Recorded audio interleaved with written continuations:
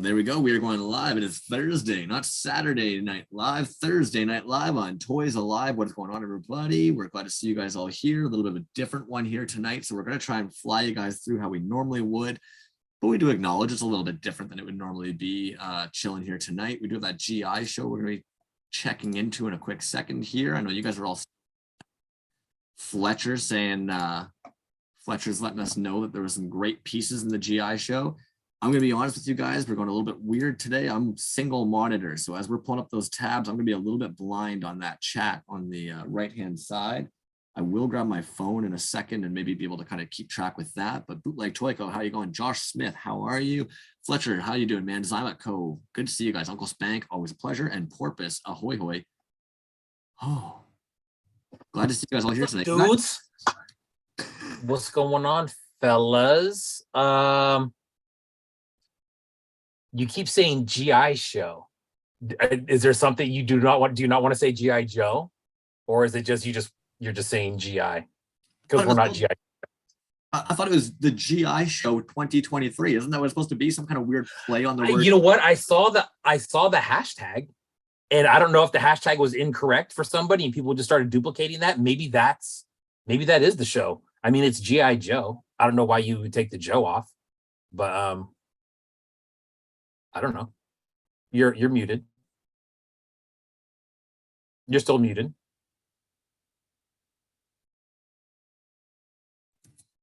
It's a play on words, dude. Atta kid.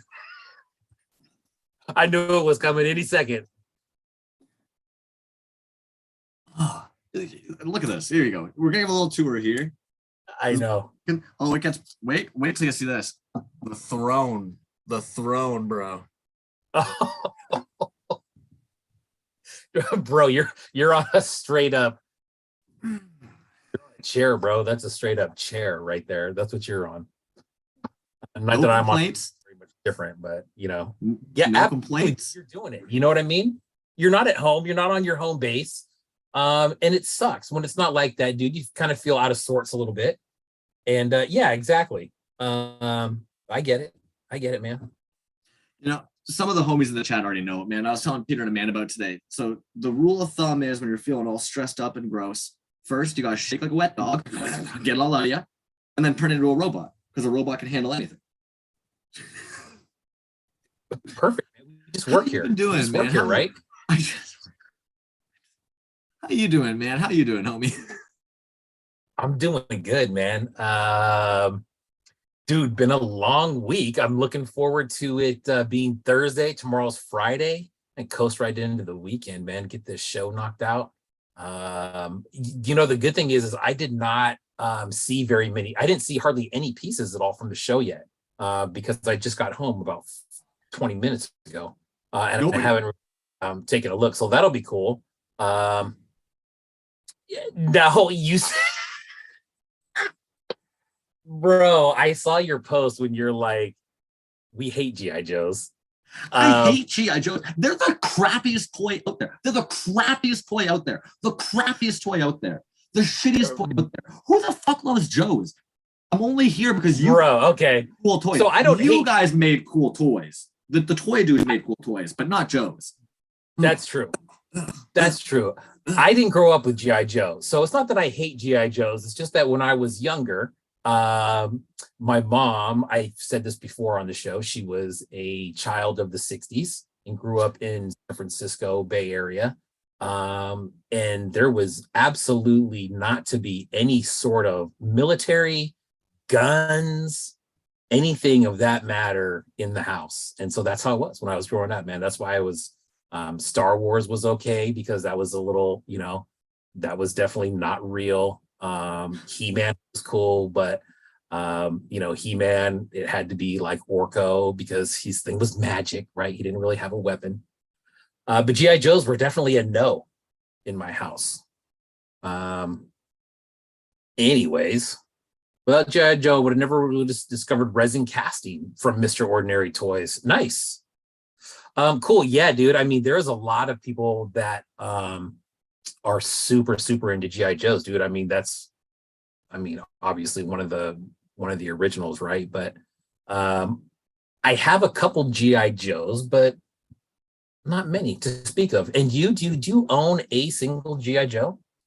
Hell no. Hell no. Dude, I Hell no. remember being a kid, going to my grandparents, seeing G.I. Joes in a box that my grandfather would grab old toys from the dump. And I remember looking at those things thinking, this must be what archaic, boring ass kids played with, because this toy is not made for children. Those toys are not made for children, bro.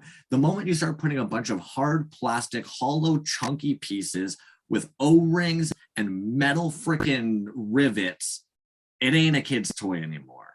It's for the grown men making their models and airplanes and stuff. I don't know. I can see that. Why are you even making me?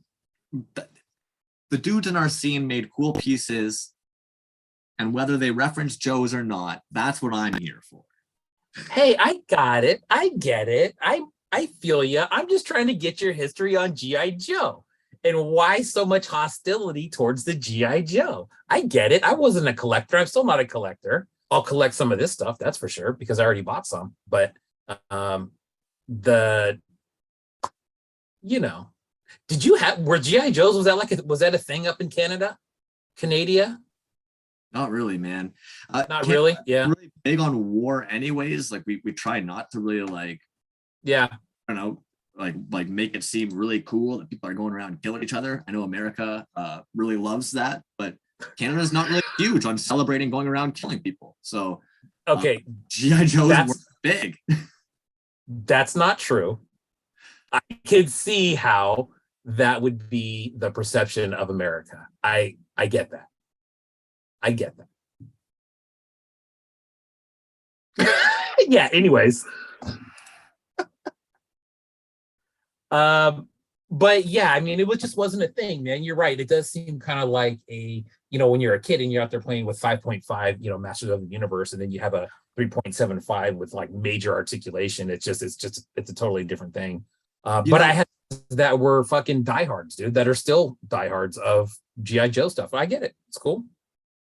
The sad reality is, if I'm being totally honest, Motu figures fucking suck too, man. Fuck those janky ass 5.5 figures with the crappy legs that never want to stand properly, big bulky bent knees. They were crap too, dude. Most of you are probably going to assume I probably actually hate boys. And I'm going to be honest, maybe I'm just in a fucking mood today. I don't know. I think you are. I think that's part of it.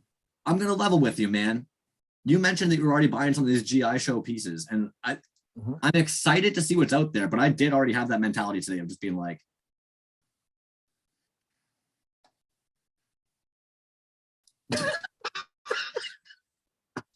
well, I think that's, we can't be into everything. You know what I mean? Like, we have our own things we definitely have our own, tastes of stuff that we like.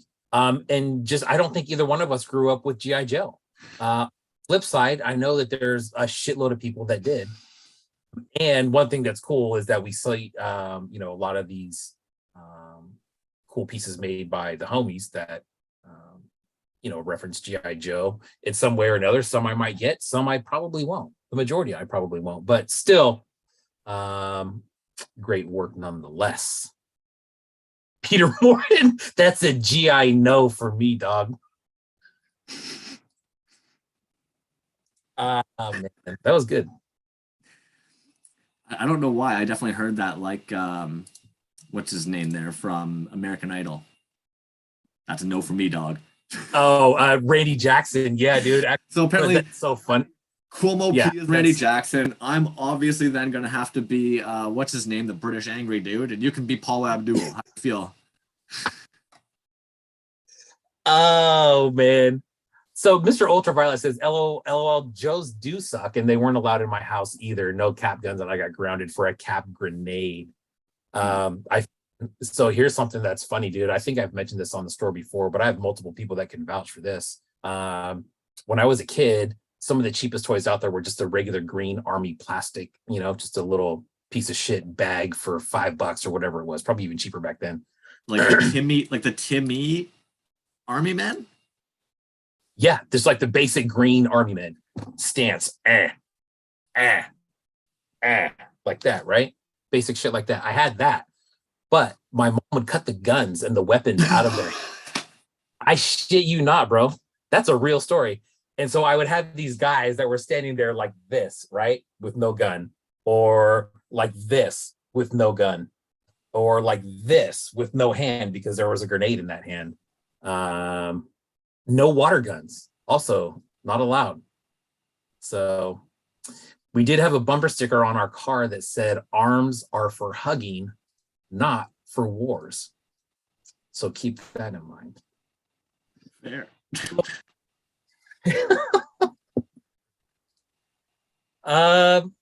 But yeah, dude, you know, one of the guys that I was thinking about who does, when I think about G.I. Joe's in the scene, Total Madness Customs, you and I talked about him before, and I think almost exclusively 100% G.I. Joe's. And when someone says G.I. Joe's in this scene, that's who I think of as Total Madness Custom.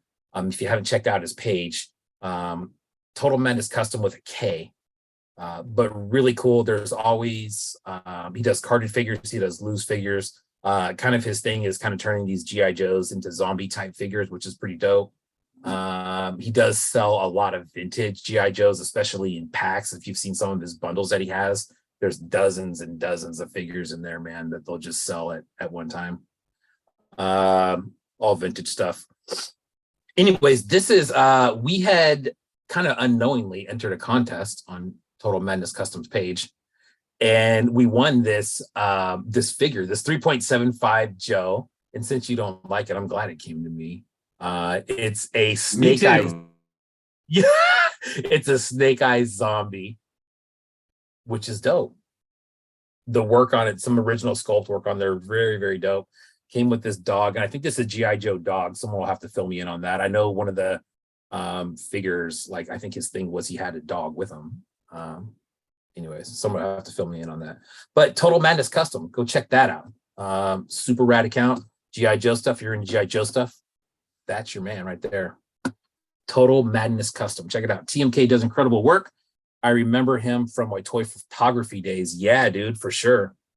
Also, his post, his account, he's just got a cool account, man. I think he's from down in LA, and he does something. He does something on movie sets sometime, with as far as like prepping them up and stuff like that, which is interesting. But yeah, Total Madness Custom. Check him out. What'd you slap on there? Is that a beanie? You got a beanie there? I always have a beanie on. That's true. A beanie or a hat. You're right. Yeah, because otherwise you're just stuck with this. And I'd be doing this all night. Bro, what's wrong with that? Look at that. Look at that river-born water falling off the back of your head there.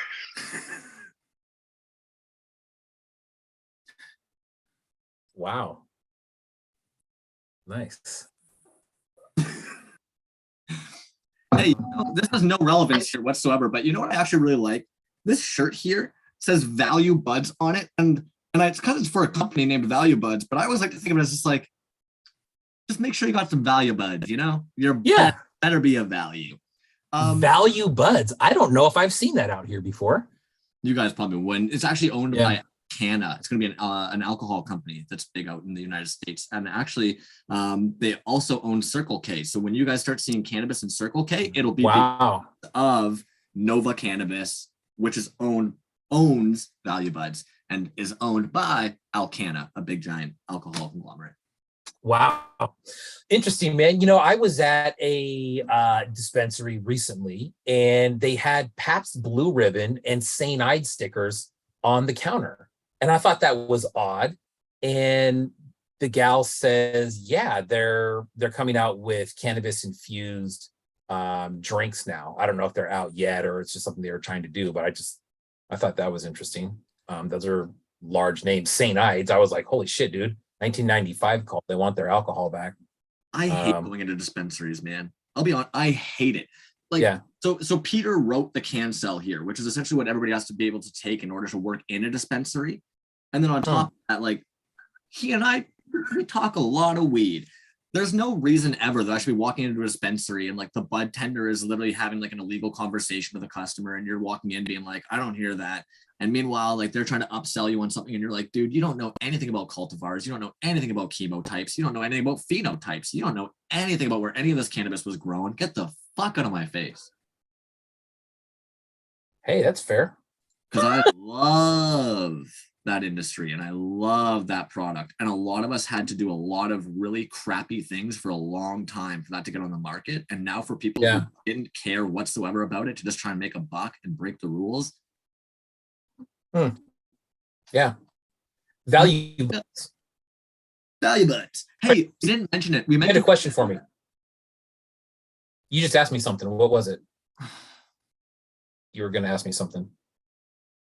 I can't remember now. I was going to say, we were supposed to talk about it at the beginning of the show and I forgot to bring it up. If anybody wants in on that Wonder Wheel, the Karma Wonder Death, please make sure to start chiming into that YouTube chat. I'm kind of flying one monitor here tonight, so I'm going to try and grab you guys and toss you into the wheel as we're going. But we have so many giveaways to do that we want to make sure that we actually have everybody in the wheel as we're going, so we can just actually launch giveaways at you guys as we please. If anybody hasn't had a chance yet, also, if you're for some reason just hating seeing us just complain and whine and talk about how bad Joes are, Kageki Toyz and Cavedweller Toyz are doing an IG live at the exact same time that we are right now, doing the exact same thing that we are right now, looking over the exact same posts that we are right now. So choose where you want to watch, I guess. Boom. And then we'll all link up later on. Peter Morin says head shop is also very misleading for a number of reasons, Peter. Yeah, Uncle Spank cookies. Yeah, heard you. So where do we want to start, man? Do we want to start off with a giveaway? Like, no bullshit, we got a lot to give away, man. Like, this will probably be the last thing that we give away, the Bossk Cube, right? Jazzwiz checking in. Bliss Receptor, still illegal over there. That's a damn shame, my friend. We've talked about that before. The fact that it's illegal over there should be illegal in my brain. It should be illegal? No, I'm saying that cannabis being illegal should be illegal. Oh, I see. I agree. Anyways. Yeah. I think most of us here in the chat probably feel about that same way about that kind of stuff. Yeah, I think so too, man. These packs that we got tonight, we have a lot of these. Now, dude, so the thing is, I can't remember how many I put in your pack, but if anybody wins tonight from Canada, it's probably going to come from you. You'll send it their way. And I want to say I put 5 Toys Alive packs in your box. Crumbs is not in the box yet. He'll have it in a couple weeks. And then we'll send those out if we have any Canadian winners. But tonight, Toys Alive packs, man, all over the place. Bam. And these are brought to you by none other than 8-Bit Mike. 8-Bit Mike, happy birthday, my friend. It is your day, brother. We are going to give away a lot of stuff. The other thing that is very cool, and I don't know, I don't see anybody from there watching yet. But on these recent international packages that I've been sending out, I've been dropping in some of the free resin toys from 8-Bit Mike for people to leave in other countries. So Australia will have some pieces. Finland was going to have some pieces if it didn't cost $1 million to pick up a package. They're going to be spread out throughout Canada. It's very cool, man. So they also have these, if you guys don't know, free resin toy. What's the hashtag? Hashtag free resin toy.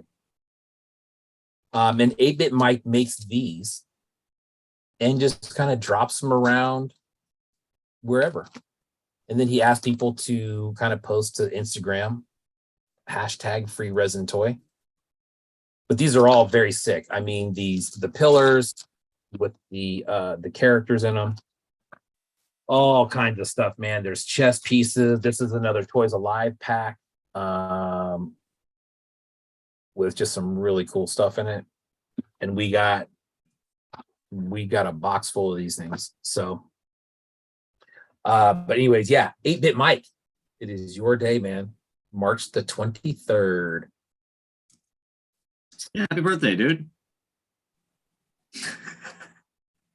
Yeah, happy birthday, dude. I think we mentioned it last week. It was incredibly generous of them. B and I didn't understand what the 23rd was. 8-Bit Mike kept on sending us pictures of work that he was doing, letting us know it was going to be on the 23rd. Finally, we had to let him know, like, dude, What are we missing? What happened on the 23rd? Turns out it was his birthday on the 23rd. What did he want to do for his birthday? Wanted to hook us up with a bunch of resin to get out to you guys. So what a gem. What a gem of a human. Better than all of you. Yeah. For sure. Recycle Galaxy, what's up, man? God, I saw a picture from I was talking to the homie DTO Keith. There's Big Mike.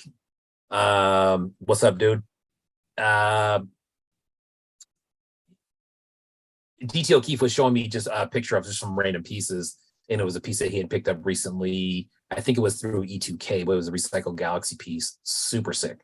And I think there's more left in there. So shop at E2K if you want some of that good stuff. Santa Mikey. Yeah, no kidding, dude. This was a box. So I received this box a couple weeks ago, and it was a 8-pound box of pure resin, dude. 8 pounds. 8 pounds is heavy, man.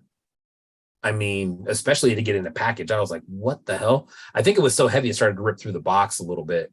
But there was a lot of pieces in there. PK Mates, what's up, man? Nice post today. PK Mates had a real nice post today. Go for it, dog. Jump in.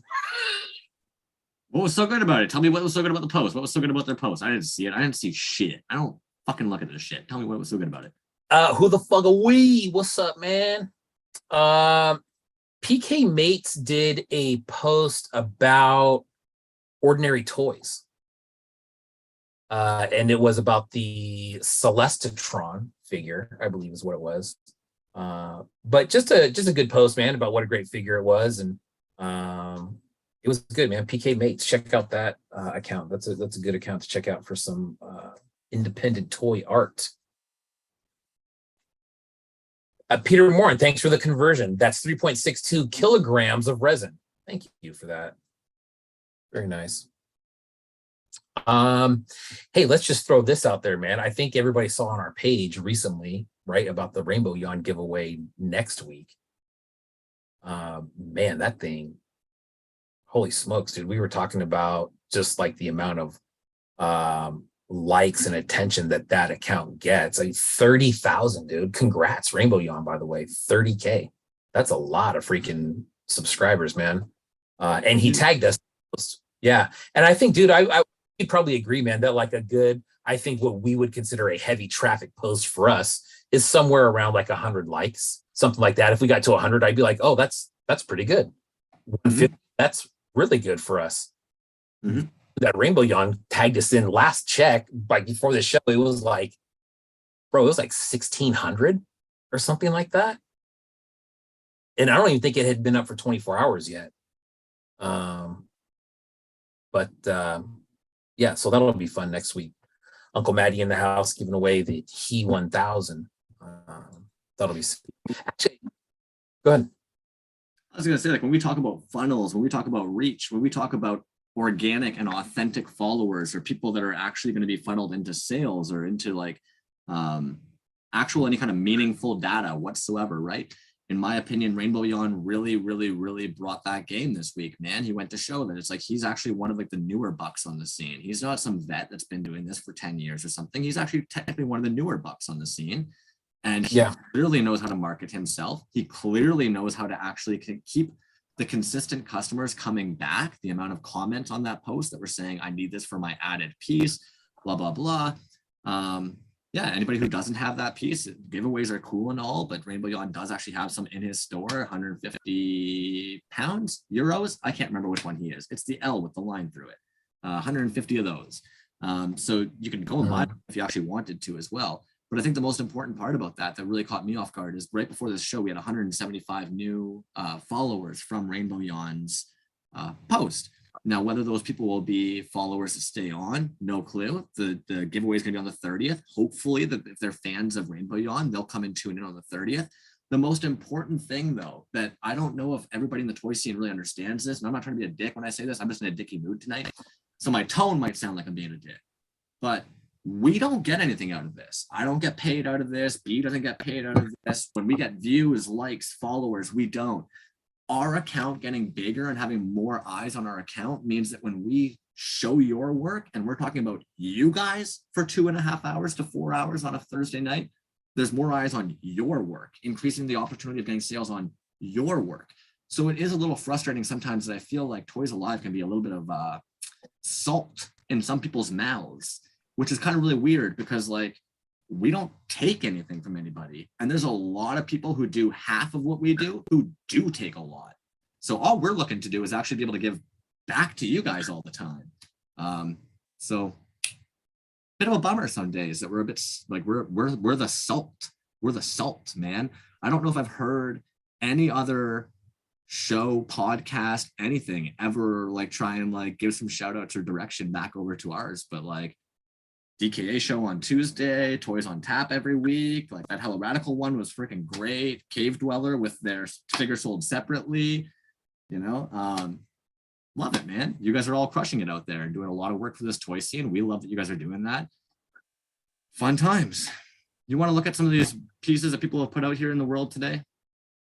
I do. I agree with what you said 100%. Just so we're clear. I agree. I'm glad you said that. I thought what was funny is that Shed Quarter says, I can't wait to win the giveaway from Rainbow Yawn, and Bliss Receptor says, Colin says, hold my beer. Which, you know, if you're a regular, you kind of know what that means. Josh Smith, what's up, man? That is, he said that's where he saw the show was from Rainbow Yawn. So sweet, man. If you're into independent toy art, it's a cool place to hang out Thursday nights. We got a lot of it. A lot of stuff that you see out on the scene. People are either in here or we're talking about their work. Sadat, what's up, man? Sadat is awesome. But yeah, it's, you know, Thursday nights. That's what we do, man. Independent toy art, Thursday nights. Anyways, so yeah, let's move on to the G.I.Joe show. Is that what we're doing? I think so, but also you had said you want to do a giveaway real quick. So if anybody's not on this Wonder Wheel, please chime it out. B to the J, if you catch somebody saying to add their name, please let me know because I'm rocking one monitor on this side here. So I'm going to pull up the Wonder Wheel. If you guys don't see your name on this Wonder Wheel, please let me know. Scroll up a bit here. I've got Folklorian, Draziz, Porpoise, Bliss Receptor, Jazzwiz, Shed Quarters, DT O'Keefe, Mr. Ultraviolet, Josh Smith, Bootleg Toyco, Zavat Clove, Fletcher, King Dingus, Carolina Coolcat, Uncle Spank, Jessica Bushinsky, Jack Skykes, PK Mates, Who the Fuck Are We, Recycle Galaxy, 8-Bit Mike, Dylan Clement, and Sadat H. Now I know I've definitely missed a lot of you in that chat there. I am trying. But if we did miss you, please let us know that you would like in on the giveaway drops. We're going to try and make sure that we're getting you guys as we're going tonight. There are a lot of giveaways to get through. And yeah. B, is anybody chiming in that they need in on that wheel that we missed them? You know, I just saw Strafe 7. I don't know if you have him on the list. I don't have the good old Strafe on here. Let's get him on. Yeah. Strafe, what's up, my dude? Johnny Marbs, I think you got him. PK Mates, I think I saw him on there. Yeah, I've got PK Mates on here. You got Ordinary on there? I've got Ordinary Toys on here. I just have Mr. Ordinary because we also there it is. Yep, I see it. Ultraviolet on here this evening as well. So Mr. Ultraviolet and Mr. Ordinary. I don't want to get confused. You got Salsa? I've got Pocket Salsa on here. You bet. Pocket Salsa. Pocket Salsa, Jessica Bashinsky, Jack Skykes, PK Mates, Who the Fuck Are We, Recycle Galaxy, 8-Bit Mike, Dylan Clement, Sadat H, and Strife. By the way, Dylan Clement, man, good to see you back into the chats and into the Toys Alive Thursdays, dude. It's been a little while. Been a spicy minute. Yeah. All right, well, we have a lot of giveaways to do tonight. So if you don't see your name on the wheel, you're going to win a different one at a different point. I'm spinning it. Here we go. Yeah, there we go. PK Mate says Johnny Marbles is the guy that showed me what's up with you all. Nice. Johnny Marbs. Loyal. The old Zymot Co. Zymot, man, you've been crushing it center lately, dude. Hey, where'd your camera go? Why your camera off? What you doing? Oh, my bad. This is how we do our show. No, my bad. I don't know what I had turned it off. I think when you were spinning the wheel. Zymot. So this is what Zymot gets. It is it's a Toys Alive special edition. Pack of resin from 8-Bit Mike. You get that orange pillar. You get the chest piece there, which is a queen. And then you also have the other little resin piece there. Bam. I did, let me 1 second here.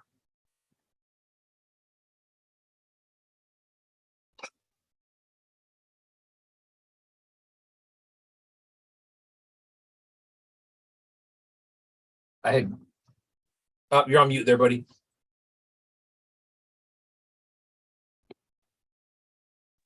Sorry, man. I'm so used to being able to auto mute with the dual monitors and be able to get off of Zoom. But when I've got another window open, it's not unmuting me.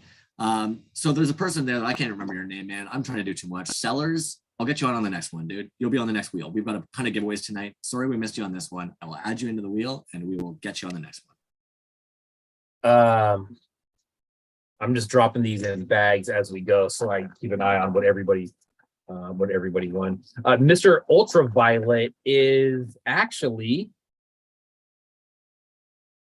Sasmac. Is that how you say that one? Sasmac?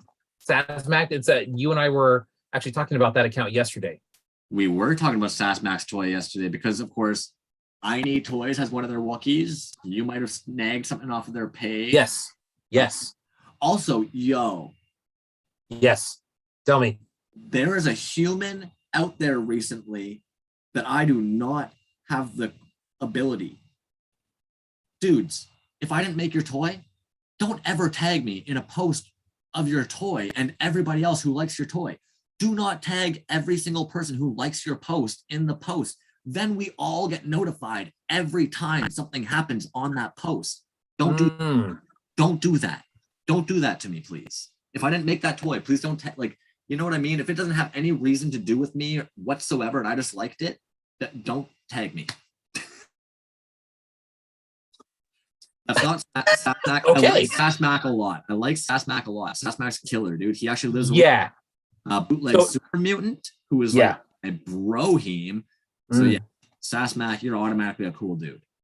Yeah, Sasmac straight up, man. If you guys don't know that account, check that account out. I'm in the middle of buying a couple things. There's some great pieces. There's some really, really cool shit.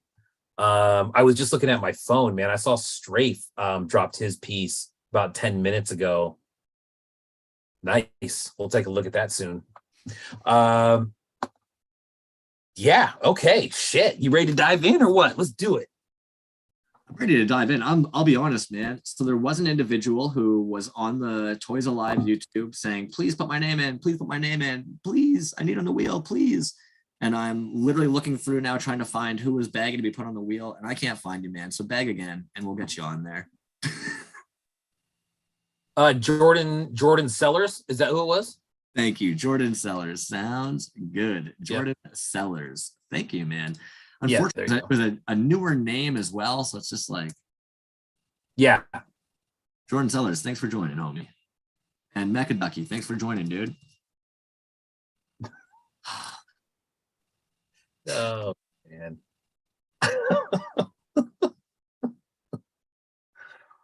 Oh, boy. A deep breath, man. Deep breath. I told you, you're not on your home turf. It's a little bit, a little bit wonky right now, as they would say across the pond, right?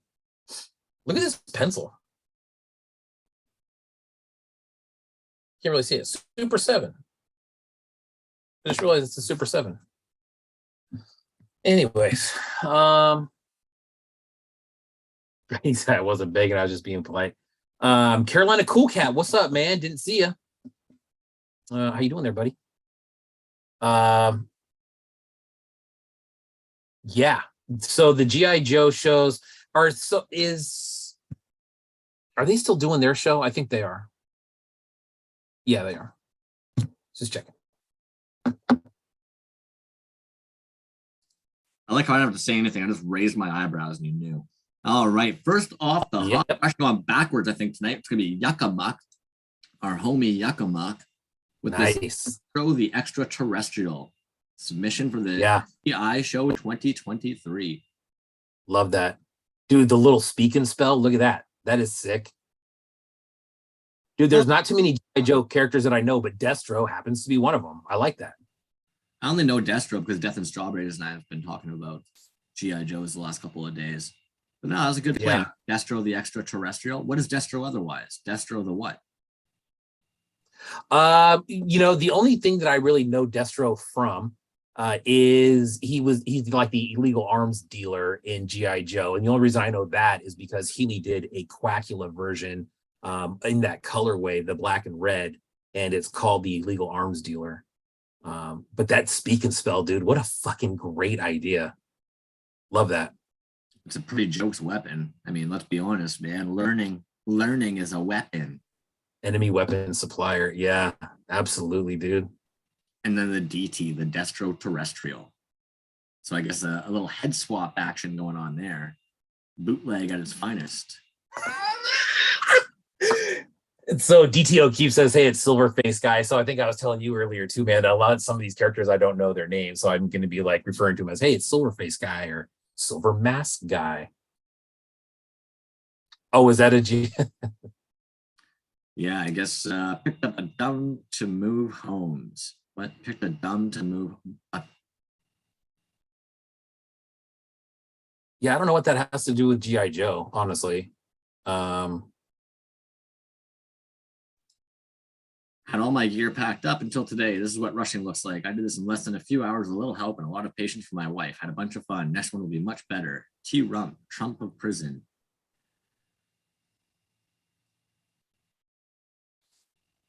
Alrighty, who the fuck are we? Who the fuck are we has the Nugstro. Oh, the Destro Nugget. Yeah. Cobra enemy. That's dope, man. I like the paint on there. Yeah, nice clean paint app. Absolutely. He is the power. Yeah, that silver, red, black, dude. That's a great combo. Yeah, I wouldn't be too surprised if that's why a lot of people ended up going with the distro figure. Or maybe he's just a badass. I don't know anything about Joe's, unfortunately. His business is built by inciting. Wow. Unstable to wage wars against each other and then getting them to purchase nugget juice from him. Only made 5 of these puppies. That's it. There are 50 USD plus shipping. If you are local in Arizona, I can deliver. Just comment or send DM. Ooh. Folklore says Destro is just Destro, I think, like Prince. Yeah, he's the one name. That's clean though, man. Now this one caught me off guard because unfortunately I was scanning. Let me just do a refresh in case, because I don't know anything about Joe's and I don't see the G.I.Show, and so I don't know if any of these are actually like their pieces. March 10th. So sorry about that, War Priest. I'm not sure if we got the right account there. Toyzaholics. What do we got here? Toyzaholics. Well, this was actually 4 days ago, so that ain't it. Toyzaholics, G.I.Show. There you go. COVID. There you go. COVID enemy. I like that artwork. A real unvaccinated hero. Well, none of those two words don't go together. Huh. Toxic Fumes Toys. G.I.Show. Admittedly, I didn't have a bunch of Joes when I was a kid, but always really loved. Yeah, because you're Canadian. Why the fuck would you have Joes? Anyhow, I decided to pay some homage to a couple, but in Bart form. I know, I really dug deep. So here is Bartstro and cobracomander.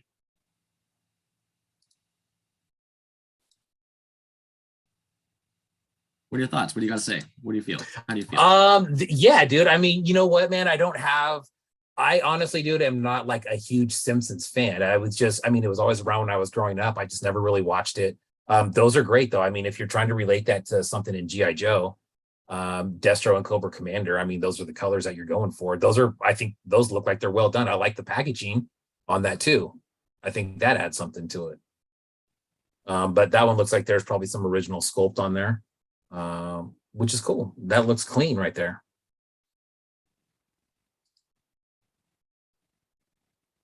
Bart's of the Multiverse, Bartstro. That's clean, dude. I like that box. I did see this one. Yeah, Tone Twisted Tiger, 14. Tiger. Yeah. Yeah. Oh, tiny head and a big head. Yeah, now, so I saw that, and I don't know. Someone would have to fill me in. I don't know if that's like a G.I.Joe thing or if it's just a smaller head of the original. I think those are both cool. But yeah, clean work, dude. Tone Twisted Tiger always does clean work, man. His 5.5 work is freaking super, super good. And that looks great too, man. I don't know what that's made from. It looks like there's definitely some original sculpt on there as well. Nice work. Yeah, 14, man. Crushed it, dude. Killer paint app. Solid sculpt. What do we got here? Legs, Sergeant Slaughter, WWF, Hasbro with sculpted details. Extended boots, normal size, legs were grown. Knife, modified 1964 Joe knife. Rifle, random dollar store, modified, slightly leather strap added. Belt, spliced. What's the head? Outer head, shrunken 2 times, 1964, 12-inch Joe with custom white flocking and a cloth headband. Oh, you flocked the hair, homie.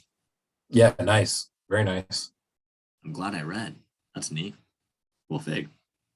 Way to go, Tone Tone. 4T. Angry Beast. Now it looks like he's got a couple here. Am I wrong? Thought I saw a couple drop 1 hour ago. There we go. Yeah. So he's got the Xavier Silverhelm Voltar edition. Xavier Silverhelm XS is a self-proclaimed cyber missionary and a leader of the Cyborg Liberation Front. Wow, I can't read today. XS is on a missionaria to free all cyborgs from their sentient firewalls and provide them with a synthetic conscience and perhaps even an organic conscience. So if any of you remember, actually, this figure here would have been part of the Static Force line. They're even showing them off here. They're the first 2 figures in this. If we'll see more of them in the future, or in the past, they did the Xavier one. Then they ended up doing these guys here next. This is the Attack Incinerator. The Advanced Terrestrial Assault Cyborg is a security cyborg used by Galaxial. Wow, I can't read today, and you guys are using fucking whack words. These 2 together in a set, if you'd rather. They're the Static Force Cobra colors. Yeah. So I guess these are in the cobracomander colors. The one thing that I will say about Angry Beast that I think is really impressive is a lot of the time they're doing a lot of resin casting for their alternative colors and their mismatching and their little details, and typically very little paint apps. Maybe we'll get lucky and they'll tag us in a post this week telling us exactly how they made these figures and what parts are paint and what parts are resin. Because I've been wondering for a while if he actually paints the fucking arms on these guys or if they're resin casted, because they all seem to have those beefy arms. I don't know if those are resin casted arms or if he just likes painting arms. Yeah, and they're super clean, dude. You know what I mean? Like the paint work, if that is paint, that is really, really clean. Even the paint on the face, little details there. That bag with the strap is dope too, man. They're nice. Leave it to the Canadians to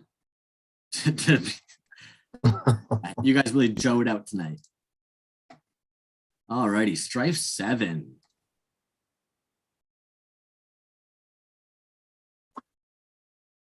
No, his just, you may have to refresh, man. His just, yeah, there you go. Damn, doggy. The construction bat. Are you familiar with that character? Nope. Okay, I am not a whole lot either, but I know that they came out with one, and that's a kind of a bigger character. I saw one at Super 7, but it's like mega size. But yeah, that's clean, dude. That looks like it glows like crazy, which is cool. 6 available. Construction bat. And I know that when the... Nah, I don't know that. I shouldn't say that. I was going to say I was going to try to drop a G.I.Joe fact, and I just realized that I don't know what I'm talking about, so I won't say that. Yeah, but that was sick. I think we're going to take a little break for a second. You want to do another giveaway? Let's do it. Let's do another giveaway, man. Let's do another pack. Toyz Alive exclusive from 8-Bit Mike, just for the show.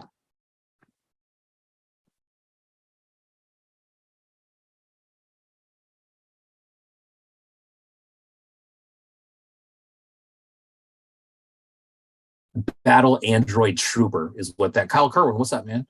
That's what that BAT stands for. Okay, Battle Android Trooper. Got it, okay. Skilled One, what's up, dog? All right, so as we're about to hop into another giveaway, as we were kind of telling you guys earlier, unfortunately, I am rocking just the one monitor here tonight. It seems like we might actually be a little bit lagged behind you guys as well. But please shout out if you would like your name on that wheel. I don't really have a means of being able to grab you guys and throw you in at the wheel at the same time. So if I'm looking at the wheel, I'm not looking at YouTube. Yeah, gotcha, man. Yeah, I don't think there's anybody new that's come in. And one's gonna be new. Maybe one's gonna be new. Yeah, the last two new ones I'm gonna have are Kyle Kerwin and Skilled One. Kyle, man, I had to chuckle at your gang mold. Make sure you have spare molds kicking around to pour that extra little ditty in there, the overpour molds. Dude, we're gonna reach a point where overpour molds are just like all anybody is selling, because typically they're way fucking cooler than just the regular old casks. Calico Chris Cat Tattoos is in here tonight.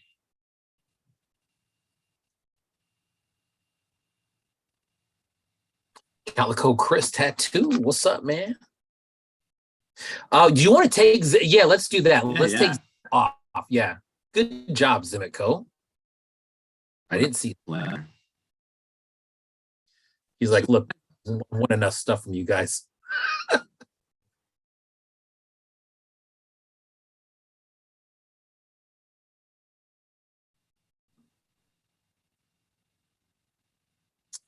So if nobody doesn't see their name on there and they're wishing to win something here tonight, you're not on the wheel, and the only way you can win something is being on this wheel. So let us know that you'd like on the wheel, and I'll get you on the wheel.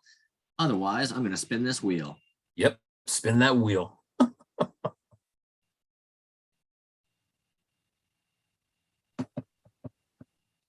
There you go, the old goober, Uncle Spank. The old Spanky do. You know what's funny, dude, is you said that there's a delay. I think there's even a delay between me and you, because every time that you say who the winner is, when I see it, the wheel's still spinning. I'm like, damn, how'd you know that? So I think there's just a very slight delay between you and I. Yeah, I think I was even letting you know earlier, like, unfortunately, like my connection wouldn't be as quick as normal, just because normally I'm like right beside my router, plugged directly in to like the modem. Yeah. Tonight I'm just chilling in the basement. Also, one more thing, everybody, since we're giving away so much stuff tonight, if it's your first time winning tonight, I try to store as many addresses as I can so I don't have to keep asking for them. But if you have not won anything from us before, please hit up the show account or my personal account with your address so I can send this to you. The majority of these are going to be going out in just bubble mailers like so. The majority of them going out probably Monday at the latest. So sometime in the next few days. Bring it around town, Spank. Nice. Congrats, man. That's another one. Bam, 2 down. Uncle Spank getting some goodies.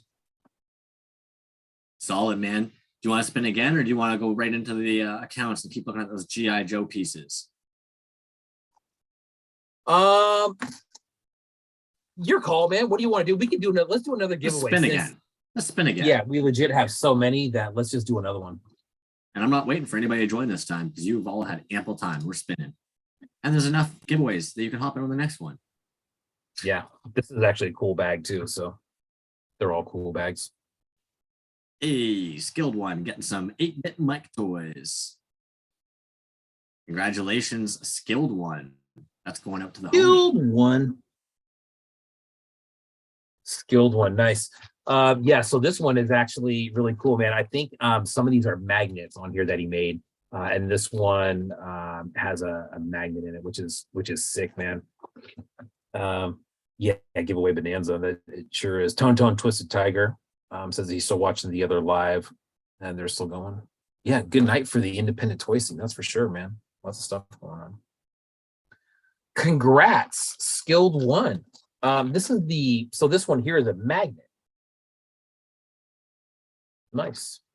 And then it's also got a little piece there, sunken in the cube. That is way nice. And then the torso again with that Toyz alive. Look at that. Bam. 8-bit Mike, what a champion. Nice. Skilled One. Congrats, my friend.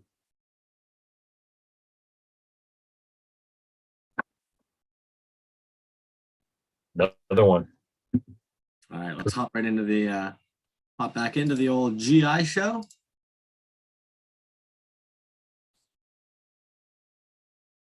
Sounds good to me, man. STC Forge. Let's take a little look at this here. 1 hour ago, here it is, my entry for the G.I.Show. This is a custom repaint of the HISS tank that I call Snow Viper, all weathered up to take on Joes in the attic battlefield. I'm not familiar with that toy, but that looks great. I don't know exactly what they did on that, but that looks sick, man. Like I said, I have no reference point for that, but that's very cool.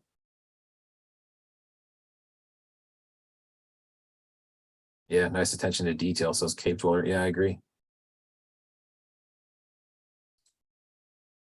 Alrighty, Snow Bro. I think we've talked about this a few times. New on the scene, new-ish on the scene, it would seem. Get out of here, Chrome thing. Got it. Thank you.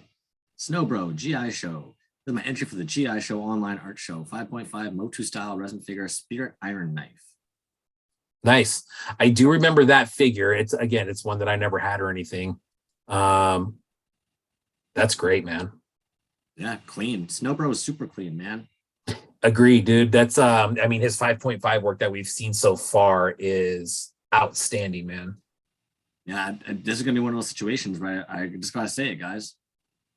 Follower size does not make any commentary on how good an artist is. How many followers you have has nothing to do with how good of an artist you are. And Snow Bro is a prime example of that.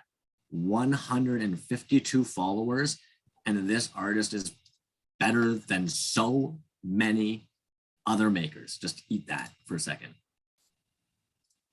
Dude, yeah, his Grizzlor work on the last couple ones that he's done is amazing.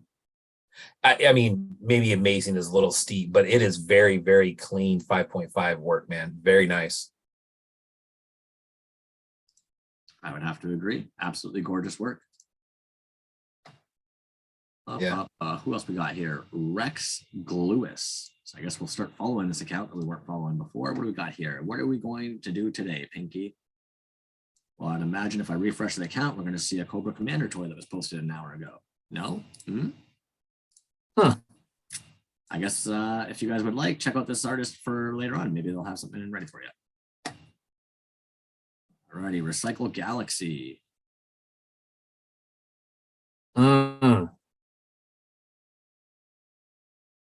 Another one I'm not familiar with. I like that figure no matter what it's from. I just like the look of that. That is, God, with that serpent body, that's very cool.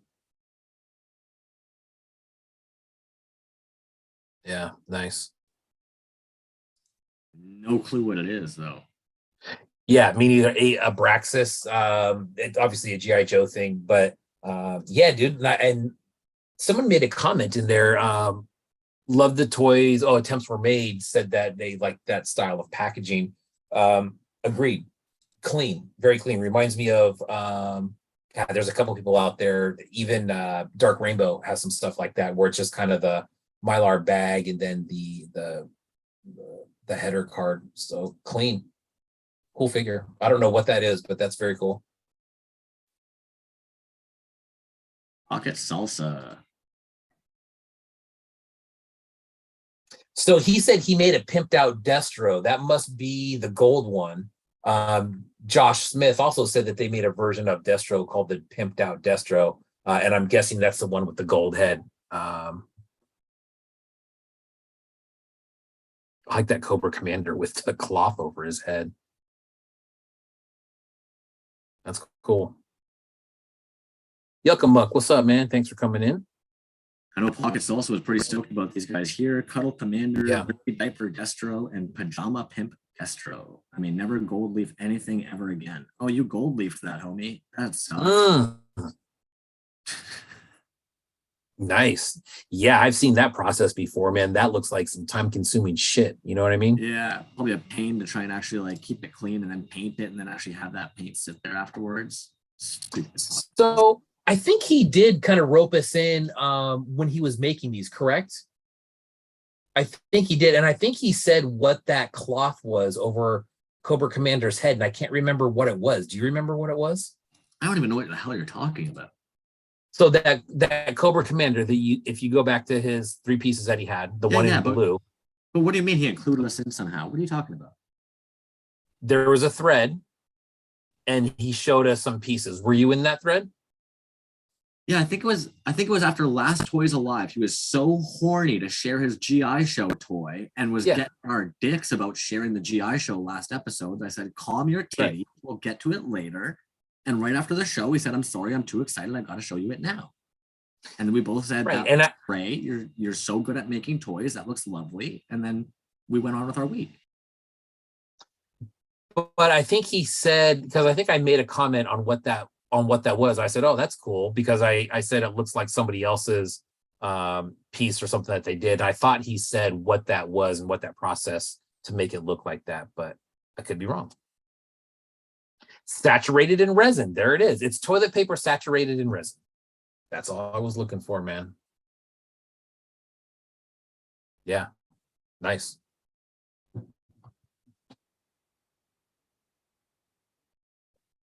What's next? I guess we'll go right back into Sharon and keep looking at these beautiful, beautiful, beautiful G.I.Show pieces. Mock toys. Cobra Finance and Accounting Services, tax expert. That's funny. I like that it's Cobra, but it's like a Cobra. Well, it looks almost like one of those Dragon Rider of years or whatever. They give us anything? No. I Mock Toys and oh, dope. One of the best toy makers ever made.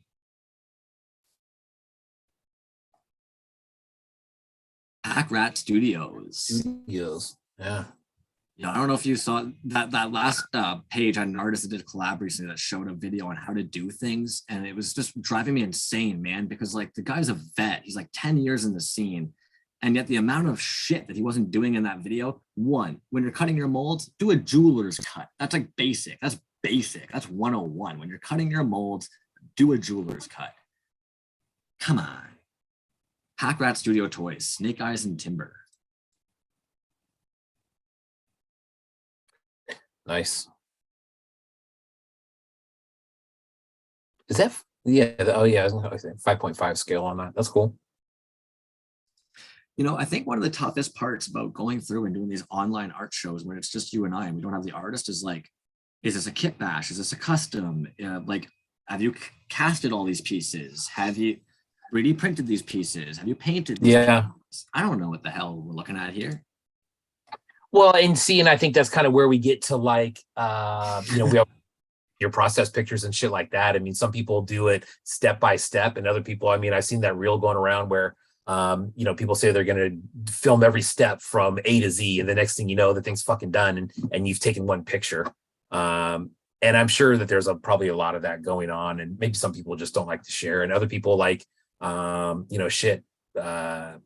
Lab 9 or even Tone Twisted Tiger, their process stuff is like, it's insane, right? It's just like, there's literally every step in there, and other guys are just like that, and you just kind of got to figure it out on your own. But it looked like definitely 5.5 scale. That dog was huge. I mean, if you think if that figure was 5.5, that dog is, that's large.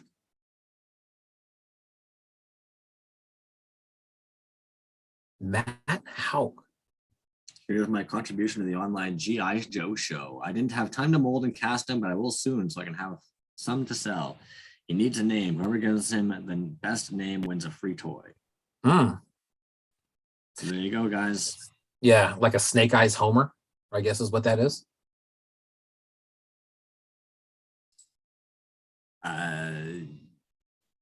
Yes. So are you a Simpsons fan? Did you grow up with that, watching that a lot?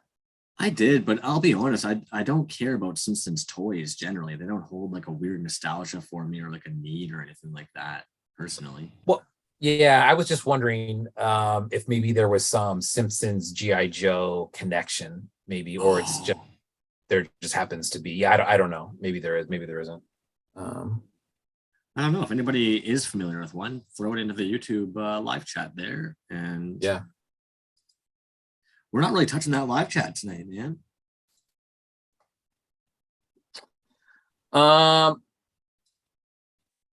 Oh, that's the Baltar. Oh, that's Lab 9. There you go.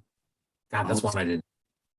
skilled one, Whacking Day Homer. That's a good one, dude. I didn't even think about that. The Whacking Day, got to beat some snakes with a little whacking. Homer Security Services.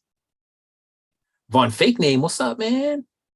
Happy Toys Day, my friend. New Transylvania, what's going on, buddy? Yeah, this is, God, we're seeing a lot of Destro, huh? But they're all very cool. I love that. Look at that left hand.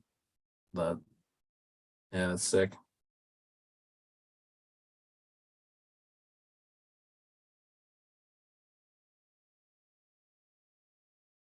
Man.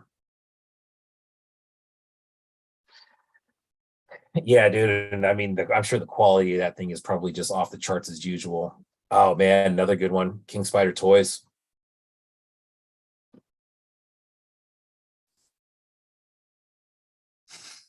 Apocalypse Now. Now, is that a movie that you've seen? I don't think so, no. Yeah. Hey, B, I'm going to take a quick second. I'm going to stop sharing here. You mind just entertaining them with some of the giveaways you got going while I just run to the washroom very quickly? Absolutely. Sick, man. I appreciate that. I'd be more than happy to.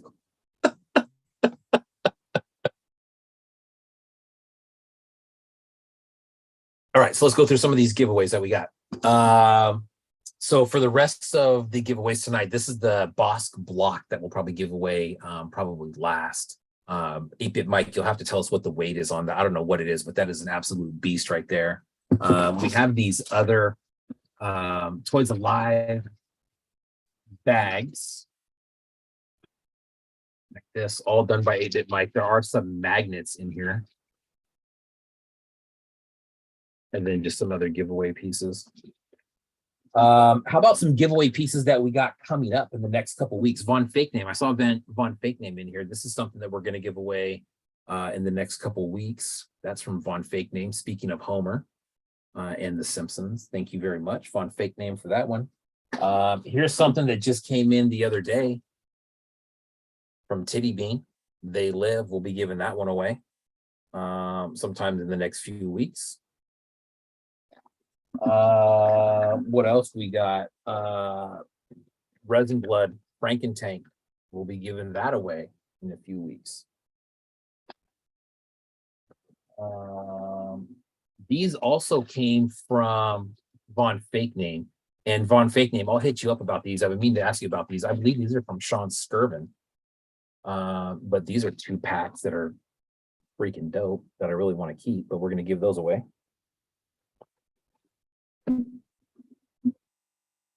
Mr. Ultraviolet, I love the smell of resin in the morning. That's very funny, dude. See, that's a perfect line for Apocalyptico or Apocalypse Now. Apocalypse Now. Yeah, that Frankentank is dope.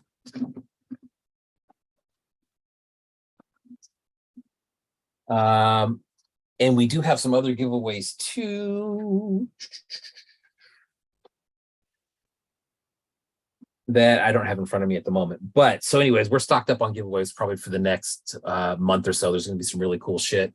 The other thing that I'm going to include probably in some future ones, if you guys are, you know, living in different parts of the country, which I think we all pretty much are, is some of these free bags from 8-Bit Mike.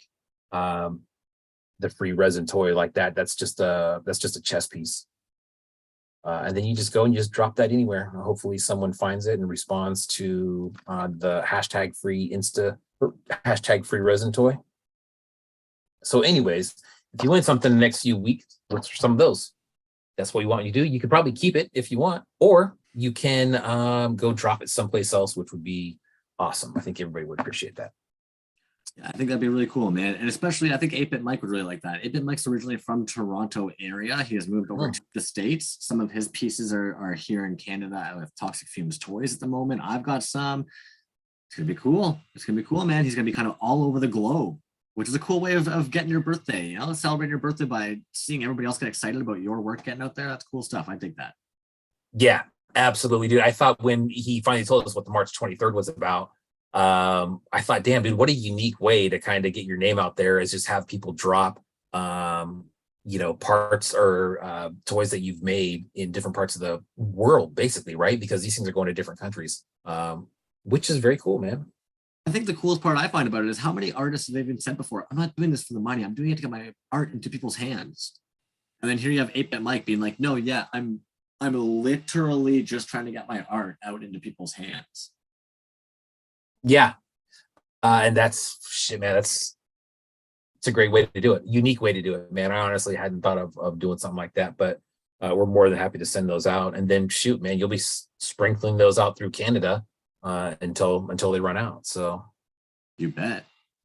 Yeah. Tone Twisted Tiger, man, have a great night. I'm going to add you into the list anyways, in case I didn't catch you there. I did also make sure to catch Nim Studios. How you doing, homie? Didn't mean to.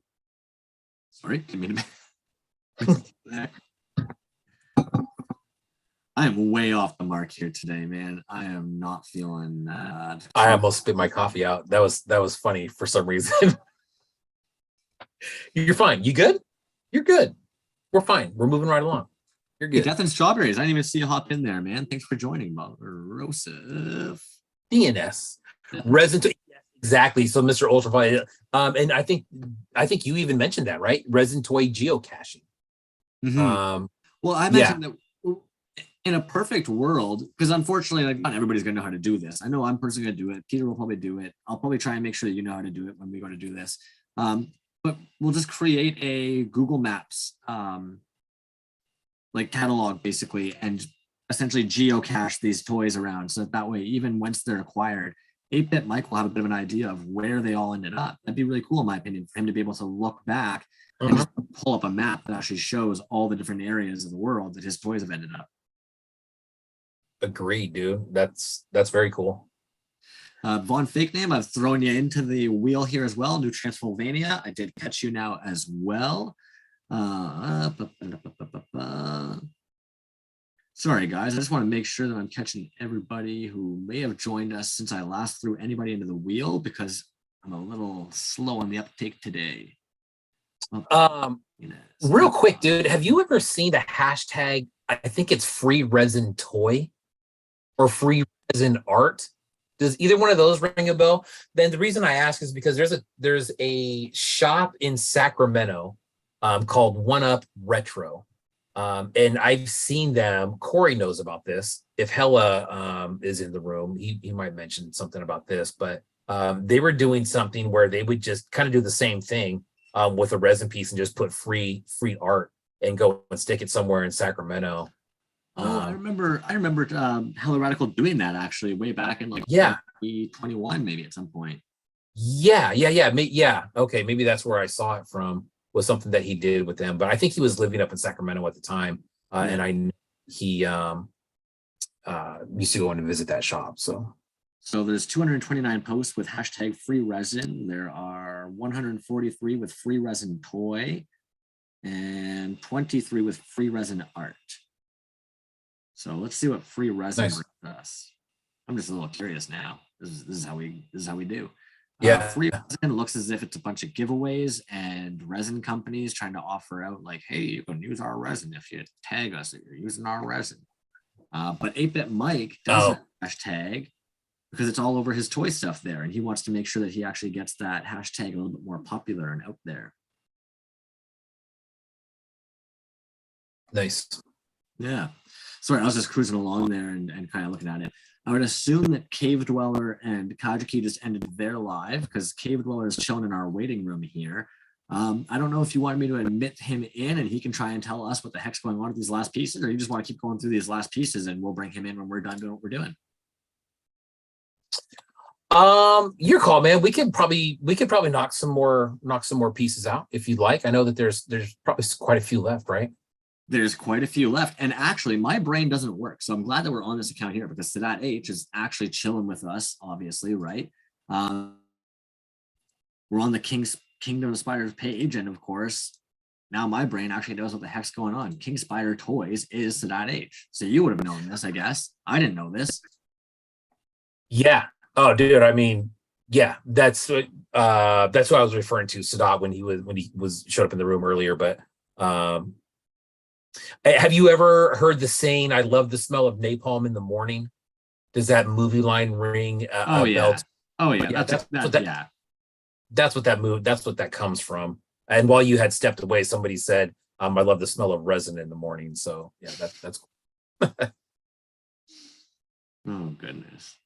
Bliss Receptor says, has no talent, hit a ton of his figures around Disney for people to find at one point. Very cool. I don't remember that at all. That must have been a while back. You know, King Spider Toys, man. I don't know if you have anything by him or not, but the very, very cool work, man. Great work. Carded figs, off the hook. No, I don't have any other work. Yeah. Kageki. Yes. So I don't know if you and I were, I don't know if it was you and I that were talking about it. I said I basically know two G.I.Joe characters' names just by seeing them. One would be Destro, one would be Cobra Commander. So of course he came out with the Cobra Commander and Destro. He had a 2-pack of that, and I'm sure the quality is going to be awesome. Love that logo, dude, with the Skeletor mixed in there. Bistro and Command Or. G.I.Joe. Love it. Yeah, really went above and beyond on that. And look at the pricing. Are you kidding me? Are you kidding me? $35 for that? Bro, that's 5.5. That is a very, very, very nice 5.5, especially with the packaging in the card. But for $35, bro, that's outrageously good. I think $60 for a 2-pack is that's a steal. You're stealing that at that price. Yeah, well, and that's just it. Like, you know what the reality is like, unfortunately, I had a maker tell me somewhat recently that it's the collectors that are actually starving out the artists by only buying cheap pieces. So I don't know. I think I'd feel too guilty buying such a great piece like that for only 35. It's not right. I'd be robbing the artist. Yeah. Nah, I mean, I disagree with that because I know what I buy. Too. I mean, there are cheaper pieces out there. Agreed. But you and I definitely disagree. Yeah. Johnny Marbs, 747. Very cool. God, dude, this is the second snake body that we've seen now, right? Queen Cobra. Well, Marbs had mentioned something about this back at Assembly Required, and I don't think I ever saw a picture of it. Maybe a very early rendering of it, but yeah, that came out clean, man. See, Johnny Marbles, please feel free to interject here because you just said something interesting to me, a very clean rendering of that. And that's where I suddenly, I'm getting like, well, this doesn't make any sense. There's kind of a little bit of like that doesn't make any sense. How can something be sculpted by Beast 1772, painted by him and printed by Bootleg Toy Co? So digitally sculpted. Yes. Yes, I should have clarified that. I saw a very early, which I don't know what stage they were at, but I definitely didn't see any of this. That came out good, man. I think that's funny, dude, that it's got a swappable lower torso, right? The either snake body or good old legs. Yeah. Yeah. And yeah, yeah, Yuckamuck. That was a 3D print, I believe. Oh, he said his wife digital sculpted it. Yeah. Cool. Yeah. Good. Clean paint app, man. Good job. Yeah, clean. Jimmy Folklore. Oh, neat. That's funny. We were kind of talking about this earlier. Wow. I like that, dude.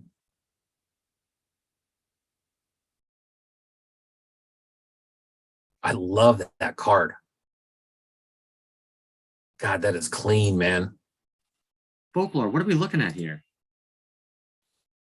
Help us. Help us help you. What are we looking at? Cobra. That's funny. The Cobra. Dude, man, that is clean. I love that look right there with that red foil on the white. Yeah, you're right, dude. We were just talking about the kind of static figures that are just kind of just posed. Wow, that's clean, man. Sorry, I'm hoping that Folklore will actually let us know like what the heck we're talking about here. Mecha Ducky retracted something. What were you being mean about, guy?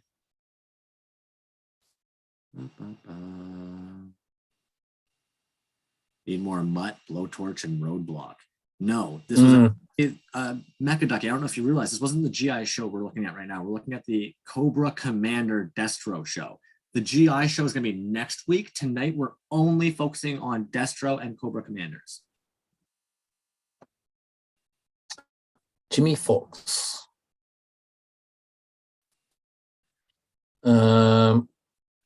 Yeah. 3 pieces though. Above and beyond. I think he has 4. Not a Step by Folklore. God, I didn't see that one. Yeah. Anything that you need in a Not a Step gallery, then let me know. Nothing is half the battle. Oh, knowing is half the battle. Why can't I read today? What am I looking at? What is this? Oh, Folklore said that he had a buddy from high school that helped him make the card. Nice. Yeah, it is a clean design. I agree, Nim. Not a Step. No, I believe Not a Step was probably printed on one of the toys, one of the vehicles. So that's probably more of a collector joke that I don't 100% get. I'm missing the whole thing. G.IJoe Creations, and also, man, we're gonna learn at some point because we're reaching into an hour and 15 minutes, and we only do a 2.5 hour show, so we're gonna have to pull them in at some point. G.IJoe Creations, what do we got here? Three pieces. G.I.Show 2023, a real toy show hero, the Trinity of Badassery, Snake Eyes, Scarlet, and Storm Shadow in 5.5. Nice. Another 5.5, just killer, man. All his 5.5 work is very, very, very good. And those are clean as shit right there, man.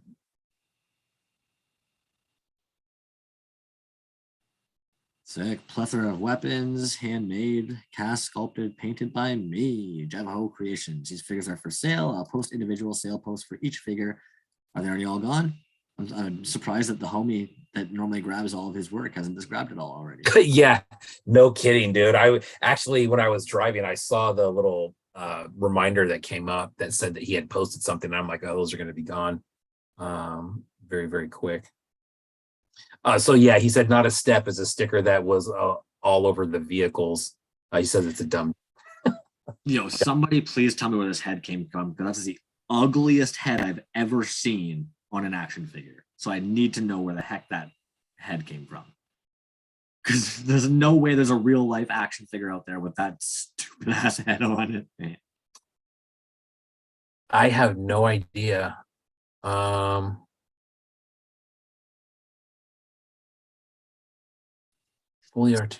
Please let us know. Yeah, I don't know. This looks like it would be one of those. Do you remember that game Guess Who? This looks like a character from the Guess Who game. From Guess Who?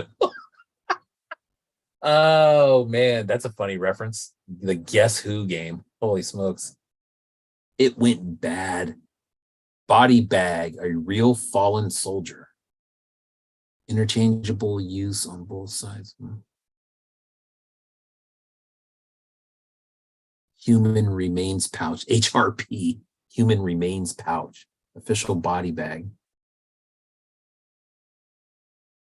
Now that looks like it's all sculpted, you think? Yeah, like. Oh, they made a run of 12. We made this first run of 12 in a Joe team appropriate olive drab. Wow, a dozen of those out there. Nice. 3.75 scale. Includes the scent of death. I want to do a sneak with glasses. John Morris. Oh. So Johnny Marb says that I'm not familiar with this character, Leia Baroness. I don't know who Leia Baroness is. Hypervillainy. Hey, Kageki, dude, we know you're ready when we are. We're trying to get through these, and then we'll interview you guys afterwards. Because the whole point was we were gonna look at the GI show and do a deep dive tonight, and then sit and talk to you guys.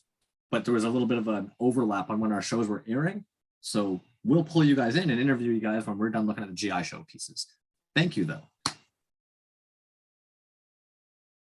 No one dies on G.I.Joe. I didn't know that. Now, let me see what I'm looking at here. This figure was made for the G.I.Joe show 2023.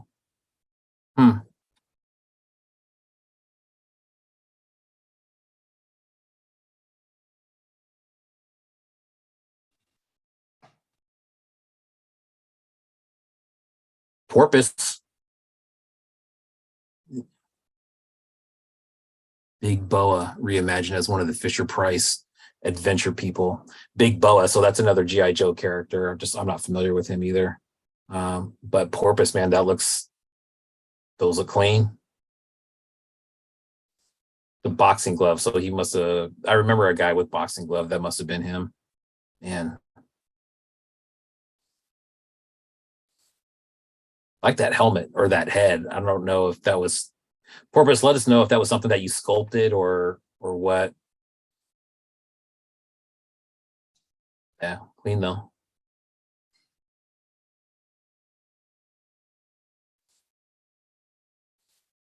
Was there just two of those? I think I saw right up to C. Okay. Dude, I did see this one. That's nuts.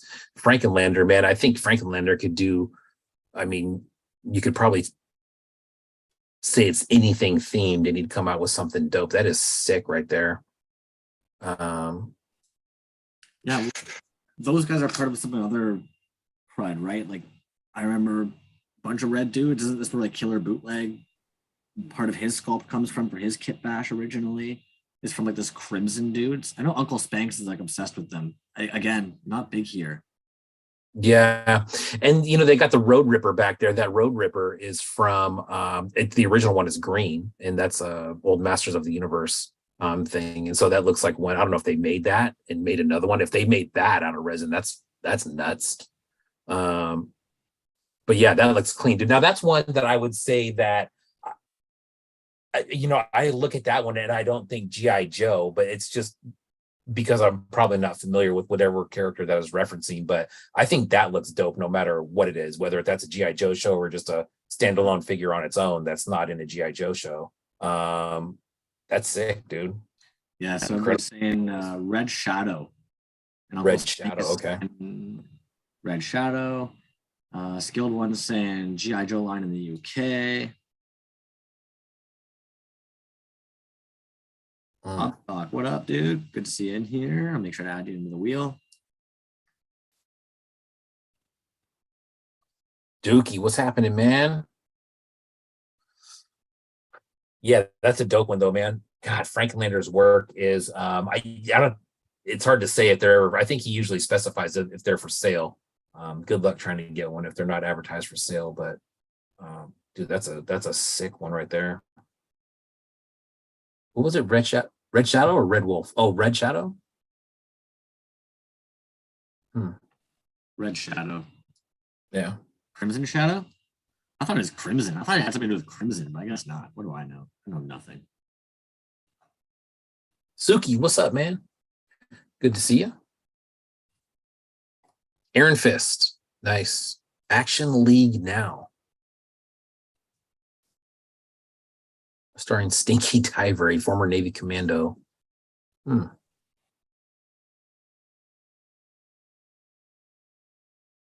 sorry, with an attitude as bad as his odor and a modified Battle Corps G.I.Joe shipwreck figure. Is this him here? What am I even looking at this point, dog? Action League, yeah, Action League. I don't know what Action League is. I don't know if they made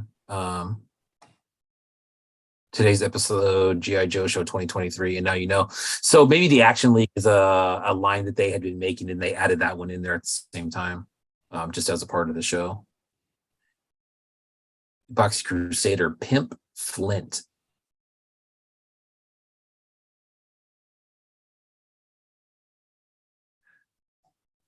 Damn, he made the tank too. That's cool. I don't know who that character is again, but the work on that with the chain and then the fur on the neck, put a lot of work into that. He has a reputation.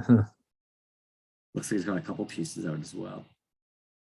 80s babe, hypersexualized squad, extremely intelligent and sexy with her tight leather suit. She can claim my loyalty to Cobra any day of the week.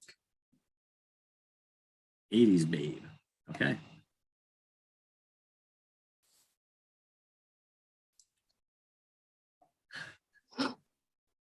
Death and Strawberries. The ENS. Okay, I'm just gonna do this. There we go. Dollar store Destro. Is that what that said? Yeah. Dollar store Destro. So does anybody remember like when those mini G.I. Joes were coming out at the dollar stores for a while there, and they're like the mini guys? I think that's why he was playing on like the dollar store Destros. And then Kit Bash. I can't remember where this head is from. DNS, man, if you're chilling in the chat, feel free to let us know where that head came from. I know you've probably told me a bajillion times while we're hanging out talking about that figure, but I know nothing. Skilled One says actually was a parody live action show is what that was. Okay. I'm just not familiar with that. Dollar store Destro. You know what, man? At the dollar store, they did have these little figures there. They made some He-Man ones too. And they were little G.I.Joe, just very small figures. I wonder if it's based on that. It looks like it probably is with a different head on there and maybe a repaint.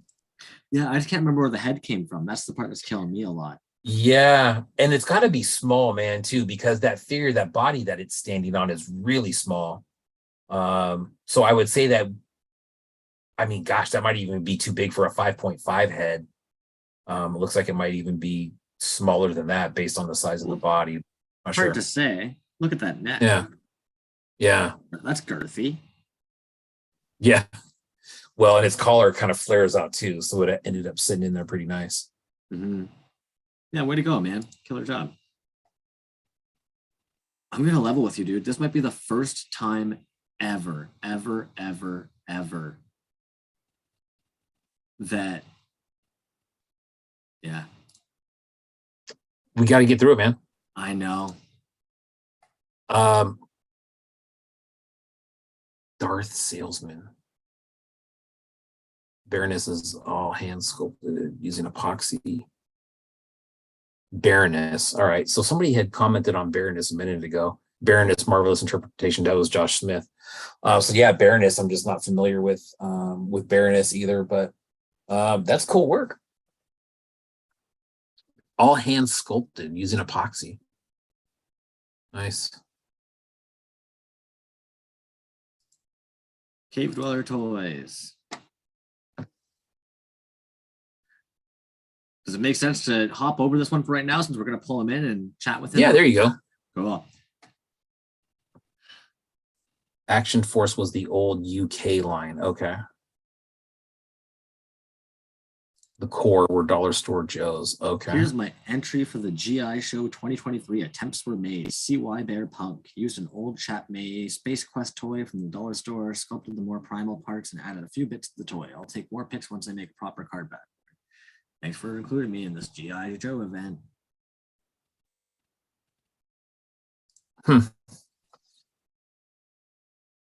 Okay. Attempts were made. Yeah, I like that one. I don't think that's part of that's the one that's part of the Cyberpunk. See, I don't know if that was a character on there or if that's a new character that they made just in a G.I. Joe style. Cool work though. Like I said, there's some original sculpt on there. Nice, good paint.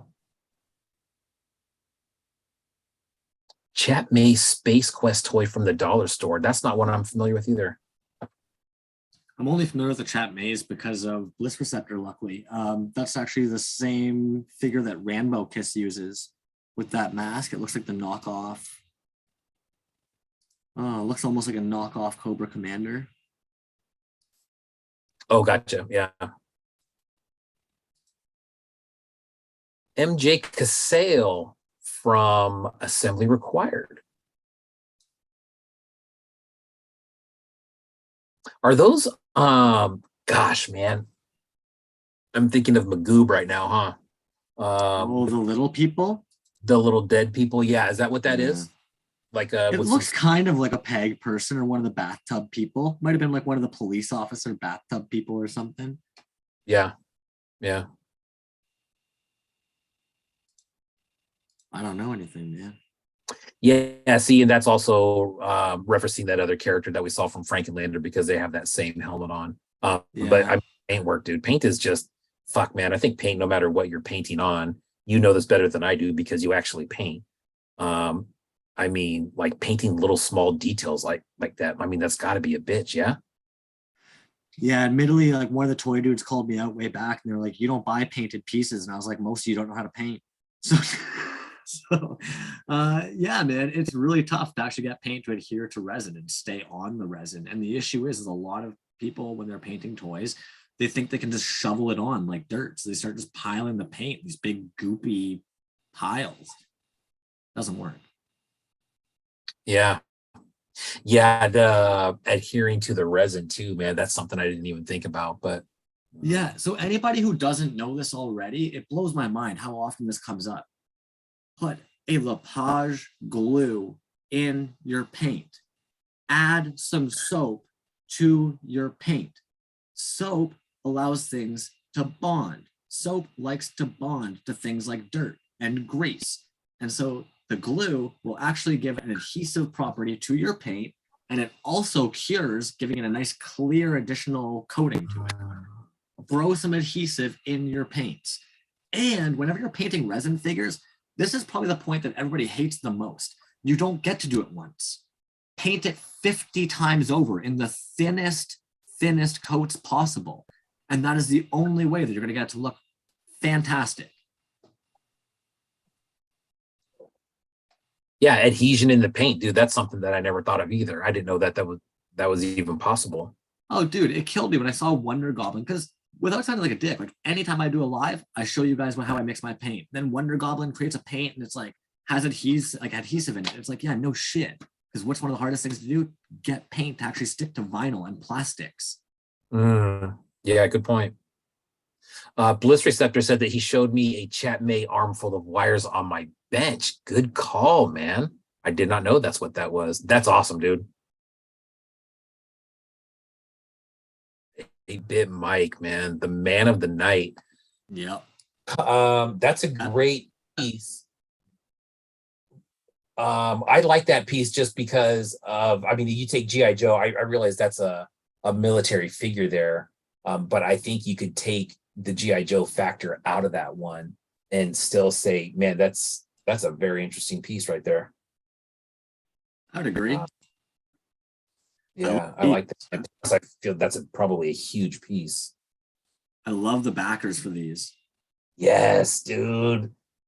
You know which one I saw that you commented on, dude, that I 100% agree with you is the Jurassic Park piece. There it is. No, these are straight up slabs, dude. Like, how big do you think that actually is? 8 by 11. Wow. I bet you that's probably 8.5 by 11.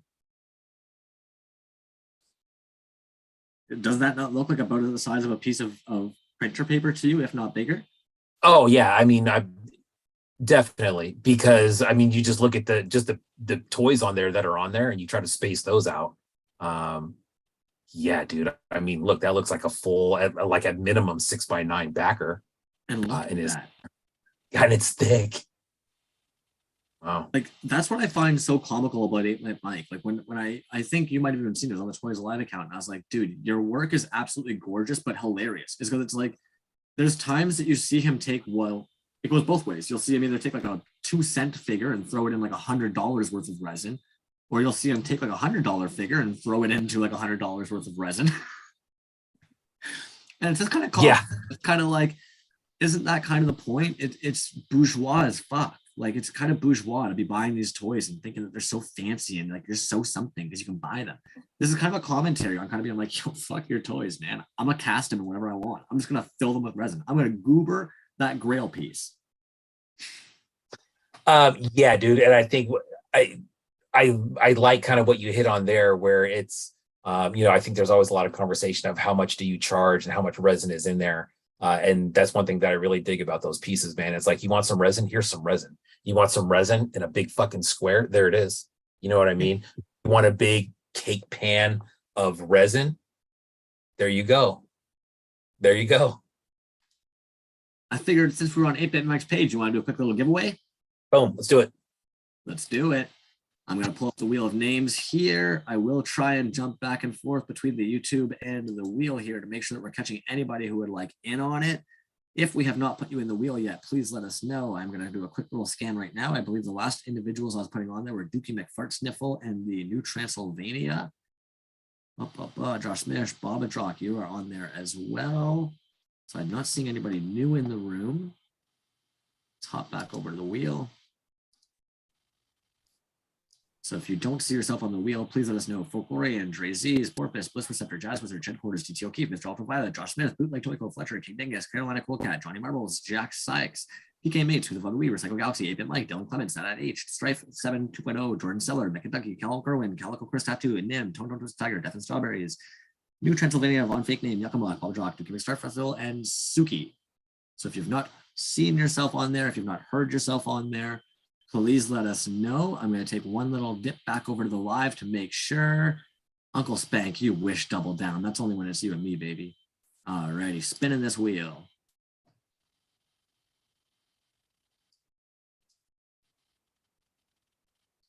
Ooh, look at that, Suki. Good old FKD Toys. Fuck Toys, Suki. Suki.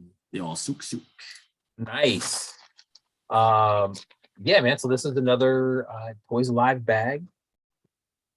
Bam. Love that little the square guy in there. That one's sick. Nice little bag coming your way, Suki.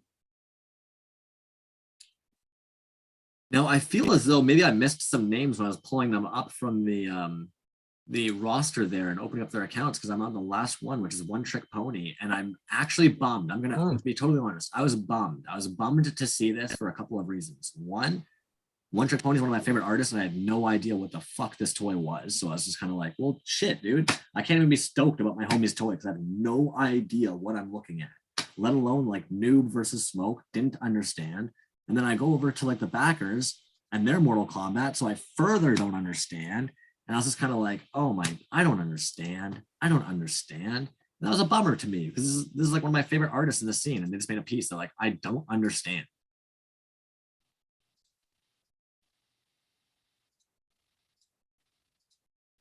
I thought it was share screening, but I wasn't. I don't understand this piece. Oh, sorry. Okay.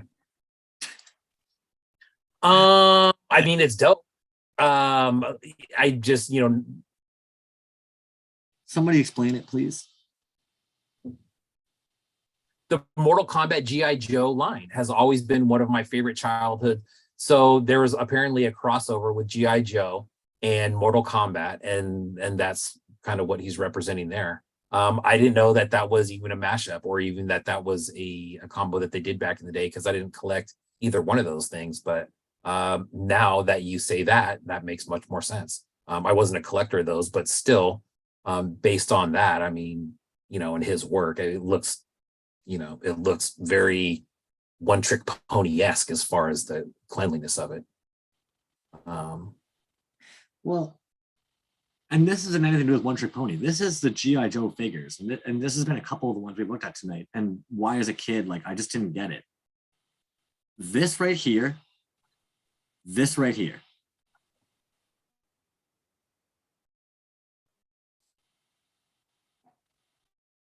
Well, I mean, the only thing I can say is, man, we don't have to understand everything. There's a lot of shit out there that I don't get. I can appreciate that it's cool work. There's probably stuff that I collect that people don't understand why I collect, or that you collect that people are just like, I'm kind of. And it's, I think when you're into it, it definitely adds a lot more excitement towards the piece, and you want to kind of know a little bit more about it.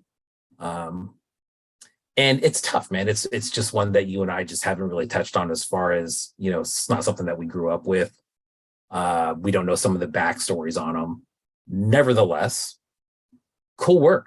I mean, if that line, I'm sure there really was a line of the G.I.Joe Mortal Kombat, and I'm sure that piece probably fits right in, you know, with that line. I don't remember that line for the life of me, man. I don't remember that at all, like at all. Nonetheless, good work. MK Ninja variants. Let's pull in Cavedweller Toyz, see what's going on.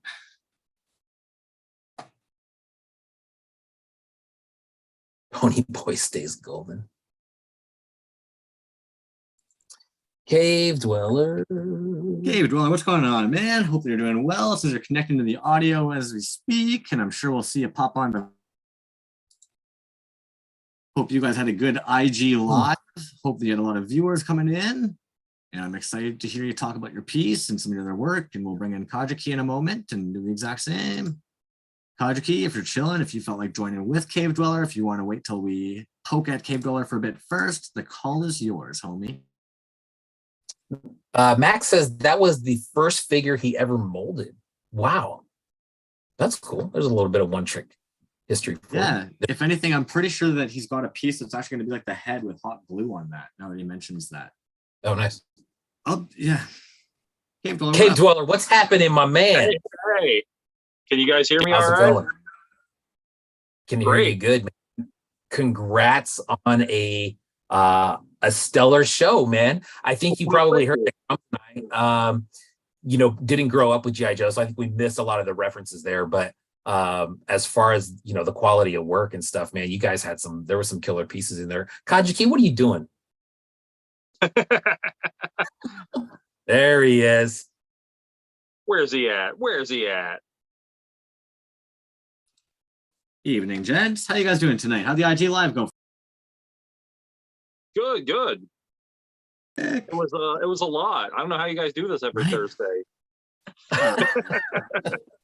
There was a lot of pieces to look at, for sure, for sure. Oh. I'm kind of curious. What were some of your guys' favorite pieces that you ended up seeing in the show tonight? All of them. I love them all equally, like my children. Now, when you guys took over the G.I.Joe show, was there something about G.I.Joe? Are you just a huge G.I.Joe fan? Was there something that you said, oh, G.I.Joe, I'm definitely going to try to get in on this one? I have always been a big fan of G.I.Joe. My dad had the 1960s ones, and I played with those as a kid. I've always loved it. And plus, you know, I really didn't want to leave people who had already made pieces holding the bag when that show got canceled. So I really wanted to kind of bring everybody together who had already made pieces and bring in some more people. And it turned into a much bigger thing than it was going to be. Of course, no hate to Bradley and Yoli. No. I don't think anybody had any hate towards that whatsoever, man. It was just one of those situations. Things happen in life. And if anything, we're just really stoked that somebody's able to grab that ball and carry it the rest of the way. There's no comment on how it happened. Just stoked that you guys ended up picking that up. I'm sure a lot of we're still cool. I was actually just chatting with Bradley, and he's happy for us having the show be a success. So that's what's up, man. If anything, I was can see that Bradley didn't end up having a piece for the show, even just to have a piece for the show. Yeah, he's out of the resin scene for right now, but maybe I'll get him if we do the next show. There you go. And Kageki, can you guys hear me? Can you hear me? We can hear you. Absolutely. Okay, cool. Absolutely, man. Absolutely. And out of curiosity, I'm kind of curious, you know, Cavedweller kind of let us know he was loving all of them. They were all about as good as his children. Do you have kids, by the way? Is this like a real comparison? Do you actually love all your children, or do you don't have any kids? So you can say that. I don't have kids. Yeah. Sorry, I was just curious because, I mean, for somebody to say, like, I love them all like my own children, it's like, well, I hope you actually love your children. What would you say was your favorite one, Kageki? What was that? Sorry. What would you say were some of your favorite pieces in the show tonight? Oh, there's a few for sure. Obviously, you know, I'm partial to all the 5.5 stuff. So the G.I.Joe, the Frankenlander, Lab Monkey, Tone Twisted Tiger killed it. Yeah. Hey, okay, so please let us know. Is there an insider with the G.I. Joes and the Tone Twisted Tiger, the miniature head underneath? Is that something that we're missing? That's another G.I. Joe head. So it's what's an Outback. Okay, but that's not like a character thing, right? He was just flexing a bit that he could put the little head inside the big head. Yeah, he's done that on a few of those characters now. He's that's kind of become one of his staples. And now it was a little backpack inside of a big backpack, a little hand inside of a big hand. So he stepped it up. But then it's got flocked hair on the larger head. It has flocked hair and beard, which is cool. And yeah, he did a great job. So yeah, I thought it was a great turnout, for our first show. It's pretty wild. Yeah, I know you guys, you don't get all the G.I. Joe stuff. I'm not a big G.I. Joe fan myself, but I had a ton of the toys growing up. Actually, as a kid, I probably had the most G.I. Joes out of every toy. But the ones I've latched onto nostalgically now are not G.I. Joes. All of my G.I. Joes got sacrificed to BB gun practice. So, G.I. Joes, and then like 11, I got a BB gun, and then I started shooting their heads off. But once again, it was a show that kind of fell into our laps, and we ran with it, and I was surprised at the turnout of the caliber of artists that were down to participate. And it was a relatively short notice for a show. It was only about a month and a half or a month and 3 weeks or so that we gave everybody. So that's tough to get stuff done. So some people were working right up to the end of the show. I mean, taking pictures, putting on the last coats of paint right as the deadline approached. So it's amazing to see you got to that think dedication. too, for sure. And there's other shows that were overlapping. You know what I mean? Like, I don't think there's any safe way. Crumbs and I have talked about this on when do you schedule a show so you're kind of not stepping on anybody else's show. And I think at this point, there's so many shows, it's pretty impossible to do. It's pretty impossible. We did sort of seem to like fit in there, but it is like they're like whap whap whap whap whap. Yeah, so I'm just saying, as an artist, if you're in multiple shows, you kind of put one in front of the other and then kind of go back and forth on what's going to get done first. And so maybe that had something to do with it, where people are just trying to get so much stuff done and trying to pull out these killer pieces for these shows. Right. I think this was your first show, right, Cavedweller? Is this your first show that you've actually held? Yes, this was the first one I put on. Nice. So it was and like I say, I stole the idea from somebody else. So Yeah, hey, that's what we're all about, right? What did you guys think was probably the biggest hurdle as far as the show, besides taking it on short notice? That was it. That was the biggest thing. Yeah. I was surprised that so many people signed on with such a last minute sort of thing, but they did, and some of them really killed it. Actually, all of them really killed it, but it's pretty amazing what some people were able to pull off in 6 weeks. Yeah, and it's a pretty wide base. I mean, I think Crumbs kind of alluded to it a little bit. We saw a lot of Cobra Commander. We saw a lot of Destro. I think those guys were probably the two most popular characters. Those are the two that I know, and I'm not even a G.I. Joe fan per se. Any thoughts on that? I mean, I know the G.I. Joe line, like there is, I don't know how if you had to guess how many individual G.I. Joe characters there are, how many are there? A couple hundred? I mean, 500 at least. Holy shit. Yeah, because the original toy line ran from 1982 to 1995. And they released about 4 waves a year. So that was a thing. There's a guide to the original Joe line. It's a big book about this thick. So it's a whole deal. Plus, every vehicle came with a driver. Gotcha. Okay. So yeah, that's something I didn't know either. Man, so that even makes it even more interesting that Destro and Cobra Commander are were the two most popular ones. Well, they're iconic. Yeah, exactly. I was gonna say that's kind of like I would say that's probably what like the He-Man and Skeletor of He-Man, right? I mean, is it like those are the main guys, then everybody else is kind of supporting characters. Very cool, man. So definitely coming back next year. Sure, yeah. We were thinking about Sure, doing yeah.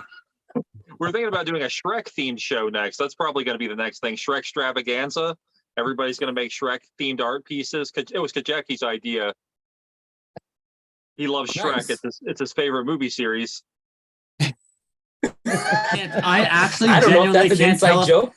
I can't tell if you're being It is an sarcastic inside. or not.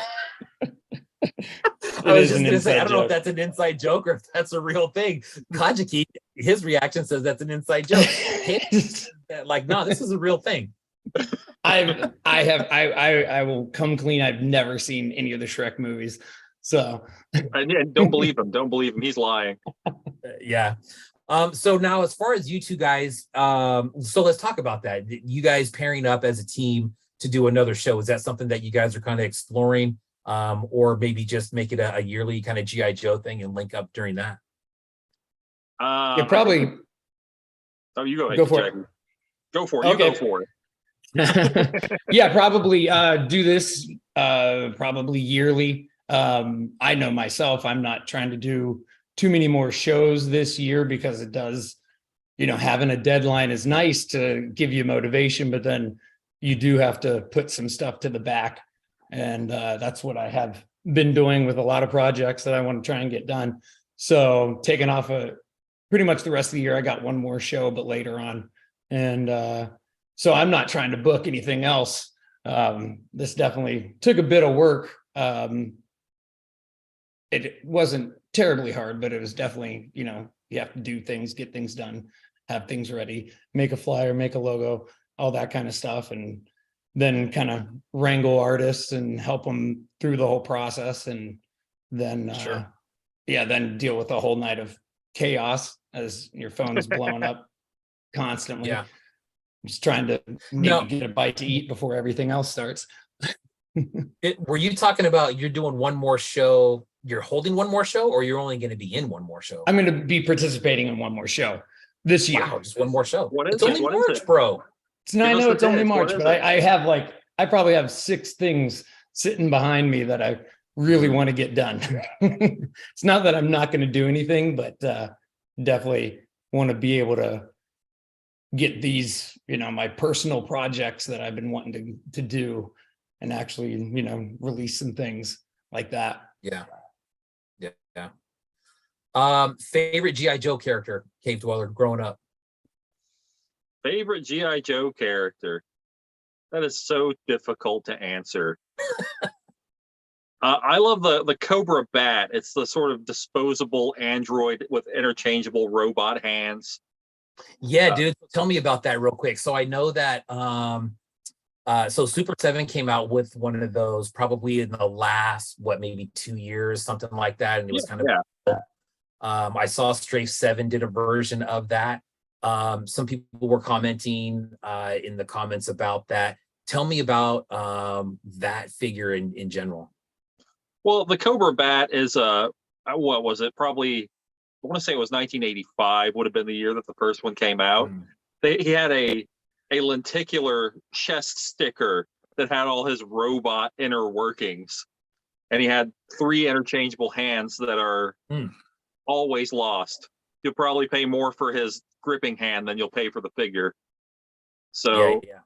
And they made another version again in the early 90s. I want to say 91 with the wild neon green, orange, absolutely crazy off the wall Trapper Keeper colors. Very popular character. Plus, yeah. You say Trapper Keeper colors? And Trapper Keeper colors. Bro, what a great reference, Trapper Keeper. I actually saw that they're coming in, man. You know what I mean? I was like, what a great idea, dude. Trapper Keeper. At one point I made a Lisa Frank themed Ninja Turtle. Hold on, it's over here. Nice.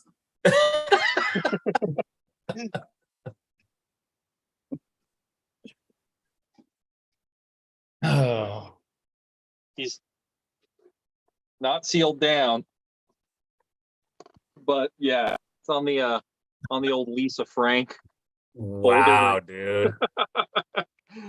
That is so funny. Like I can picture the Trapper Keeper with that design on it, man. That's funny. That's great. The neon 90s ninja. Yeah, nice. The neon paint job totally goes on that turtle too. It totally fits. Yeah. It works well. I ended up not selling it because my wife liked it so much, so it's hers now. Well, there you go. She claimed. So the G.I.Joe show, what's the hashtag for the G.I.Joe show? Is it G.I.Show or G.I.Joe show 2023? G.I.Show. G.I.Show. Got it. Okay. Some people love using the wrong hashtag. Yeah, is it so I think I've seen both actually for the show. I think I've seen Show and I think I've seen G.I.Joe. So right on the flyer that they put out there, it says G.I.Show, knowing the battle.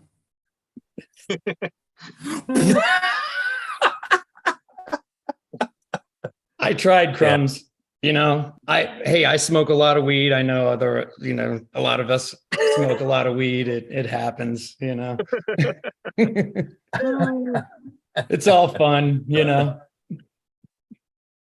Lisa Frank, that is. Bob's Rock, what's up, man? Didn't see you come in. No, Cavedweller, we didn't get a chance to really look at your piece here because we knew you were actually shown in the waiting room, so we actually kind of put off talking too much about your piece. If you guys don't mind, I'd love to pull up your pieces and actually kind of delve into them a little bit if that's groovy. I'll pull up the screen here. Yeah, go for it. Yeah. Sick. Alrighty, let me make sure I've actually got this open here. I thought I had that ready to go. When do I ever do? There we go. Cavedweller. Boom, boom, boom. Sick. So, as I mentioned, we didn't quite dive into this one because we were hoping that you would actually give us a little bit of a breakdown. So what are we currently looking at? Tell us exactly what this is, pretending that this caption over here doesn't exist. Well, what you'll be looking at is it's a mashup between the 1980s Motu style barbarians and the original 1963 G.I. Joe. I have one right here. You want to? There he is, the old 60s Joe. So obviously it's shrunken head cast. Woo, there he is. His little snaps are busted. So, but there's your 1960 style G.I. Joe. So combined with the old classic 5.5 style He-Man, and that's what you end up with. Big brother, little brother. Damn. And dude, honestly, nice skin tone, man, on the casting, you've got that flesh tone solid, homie. Well, I pre-mix a full like a condiment squirt bottle full of my colors so that they're consistent. So yeah. I made two. The first one had a little bit of a different paint job. My wife always gets the first one. That's my rule. So she always gets to keep the first one. But if you see, the paint tone on all the parts across both figures is completely consistent because I pre-mix a whole big, it's like a big plastic condiment squirt bottle full of my color. So that if I have to remake a piece or something, if I get like an air bubble or something, it'll be consistent all the way across. So nice. There you go. As if Super you're 1960 all fail. your first pulls. What the fuck? A lucky person, man. Now, did you use the original arm articulation on those? Yes. Yeah, nice. Okay. I used magnets on the head. Okay, cool. I'm not like the world's biggest fan of magnets because they sort of lose their latency over time, and you got to line them up just right. But I don't know. I'm on the fence. What do you think about magnetic articulation? Who are you asking? Kageki, B to the J? Anybody who wants to answer. Everybody. Here's what I think about magnetic articulation, and I can only talk about it from a collector's standpoint. I can see the problems working with them as an artist and trying to install them and getting everything correct. But as a Collector, I know this. I know that if I'm trying to display them next to each other, I know polarity matters. I know that strength of magnets matters. I like the fact that I can swap out head parts and stuff like that. But on the other hand, I'll be straight up honest with you, man. I think that just from what I've seen purchasing, I think I think a lot of people are getting away from magnets. A lot of people are. I just got a box full of Titty Bean stuff. There's very, very, very few magnets in that whole box, in probably 12 figures. There's very, very few. Now, if you go back to the beginning of his Patreon, every single joint, everything in there has magnets on them. So he's getting away from them for a reason. And just from talking to other artists, I think a lot of people are too. I think there's some frustration with them. But then there's other guys that use them. Like, I think Lab Monkey 9's magnetic work is fucking amazing. It's very similar to your head and neck piece there, dude. Nice chunky magnets, nice clack. Yeah, this guy here, he's got the. I'm sure it's not easy. Crumbs, what are your thoughts on magnetic? It's so tough because the issue is, in my opinion, nobody makes a good hollow body. There is not a good hollow body on the market. The other issue is that a lot of the old school Motu pegs in the arms, they don't cast very nicely to allow the arms to actually stay locked on. So a lot of times after moving them a couple times, they actually pop off. The G.I.Joe's pegs might be like the best pegs or articulation in the game at the moment. Magnets can be good if you're actually being good to your collectors and you're making sure that the polarities between the limbs and the body are actually different, not just the exact same side facing all the time. Because when they're all facing the exact same way, you're going to be pulling the guys beside you, and you're also going to be shooting dudes off. When we spend like $100 on an action figure, man, that sucks when that thing shatters on the ground or breaks or a piece falls off. Like, dang it. And it's all because your magnets caused it to shoot it off. That's a bummer. The other thing I would say is that like neolydium magnets are super important, right? A lot of times people want to go cheaper on the magnets because you're actually adding a new material in there. Neolydium is going to be a big deal. Making sure that like if you want something that's going to be like magnetic on the side of it or on the front of it, like these are all things you got to look into. And then on top of that, it's an added expense. And then on top of that, if you're not thinking preemptively and you're not building your molds with that negative cavity, of course now you're sitting there drilling like 100 figures, which is going to be a pain in the ass. So you've totally just like increased your cost per figure. You've increased your actual like time per figure. All for what? All for what? Bethan Strawberries has brought it up, and this one actually like sat in my brain a little bit. He has 2 dogs, cat, and like 3 young children. When those magnets pop out, because unfortunately glue dries, the curing process. And one thing that I've actually noticed quite often with magnets is people aren't matching up their drill bit size with the magnet size. So that's a huge thing. So of course the magnet's now sitting in too wide of a hole. And the biggest number one issue is they're not using the proper drill bits. So essentially, if you're using like an actual drill bit that's meant for guitars and like redoing guitars, it is flat-headed at the base, right? But otherwise, most of them are actually going to be peaked at that.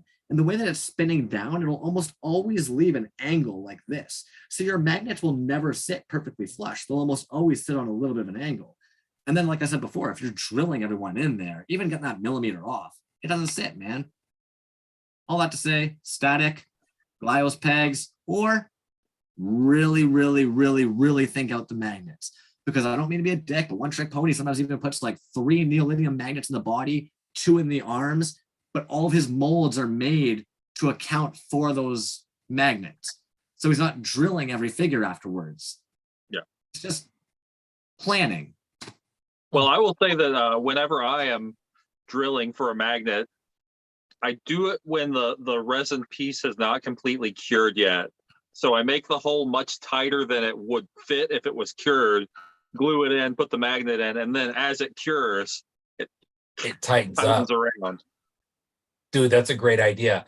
And Crumbs, that's a great point, because you're right, dude, when the glue, if the hole's too big, when that glue dries, either when you take the arm or leg off, that magnet sticks in or it flies off. Exactly. Or the worst thing is when you take it off, right, and it comes out of where it's supposed to be and it's stuck to the magnet that it's on. It's just like, shit, man, now I got to glue it again. And but you're right, dude, that's a very smart idea, man. I did not even think about that, of letting it cure so it's super tight around there. Same thing with the arms. I would not be able at all, because on the body I use, it has a sort of a, I want to say like a triangle shape with a peg. I put the arms on when they're still hot so that it tightens on there, and then I just work it. So I always cast the body first and let it cure up a little bit, cast the arms and pop them on while they're still hot, not completely cured. That way they never lose their, I mean, they're super tight. Yeah. So one of my little tricks.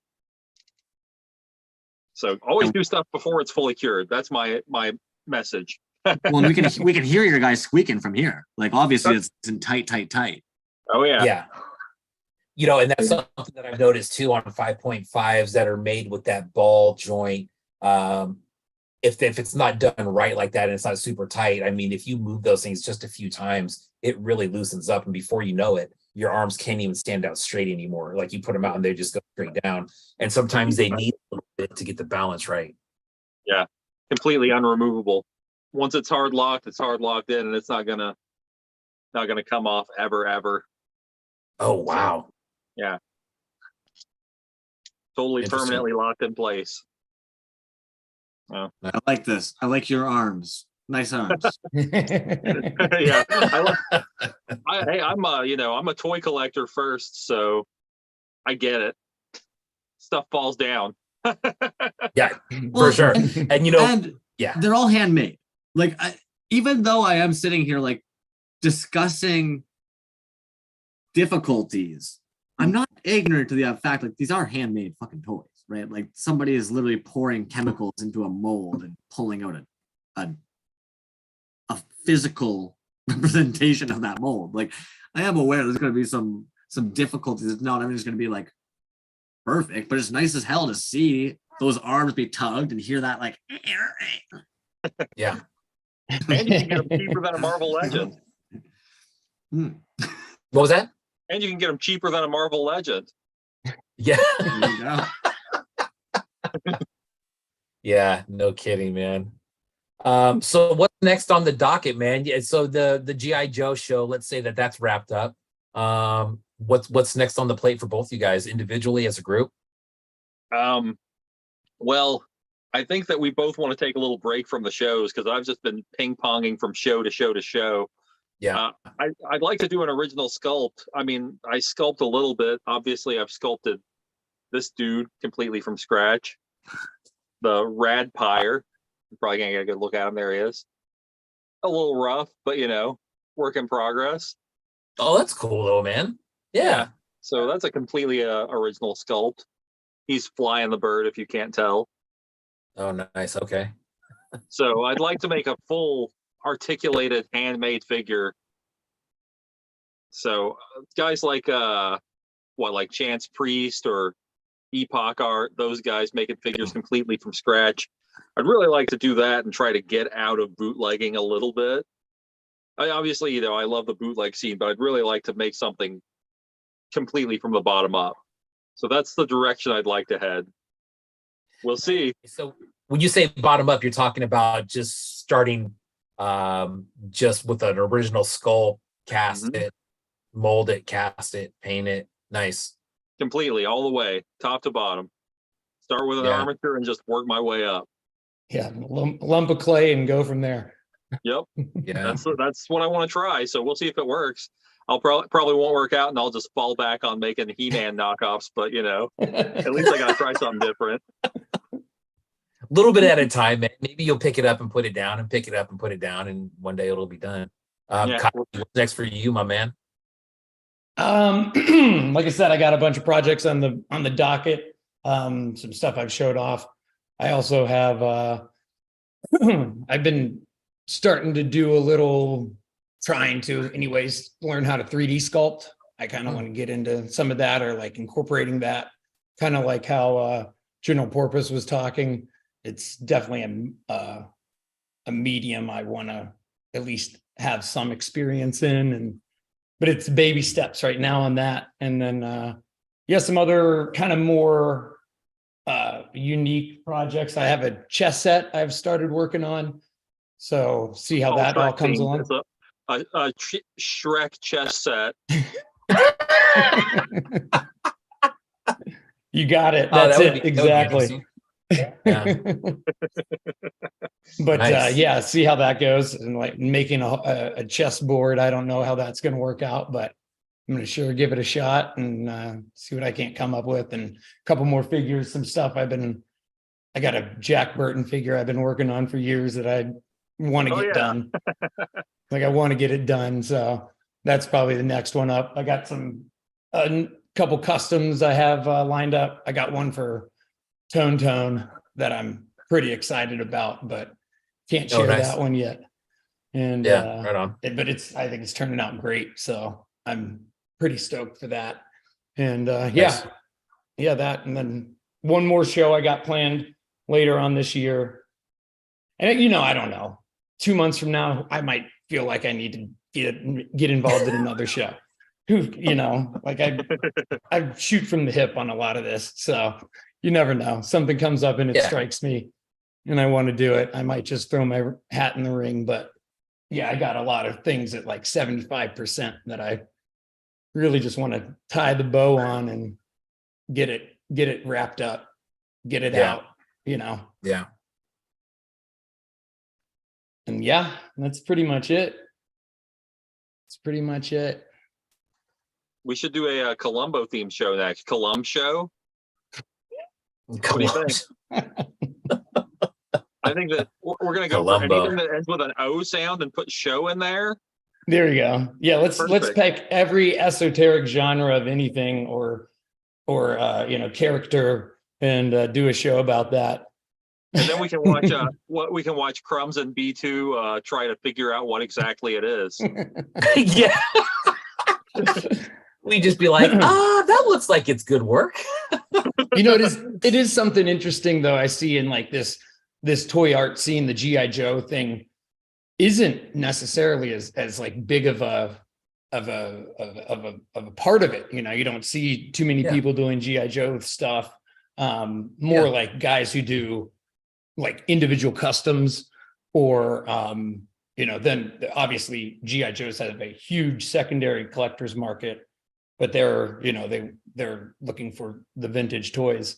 So there's not a lot of crossover. And it seems like obviously that's why characters like Destro and Cobra Commander are so popular, because they're, they were the comic relief in most of those of the cartoons. So I think there's a fondness that most people that watch the cartoons have for those characters. But it was interesting to kind of blend that into this world and see what people came up with.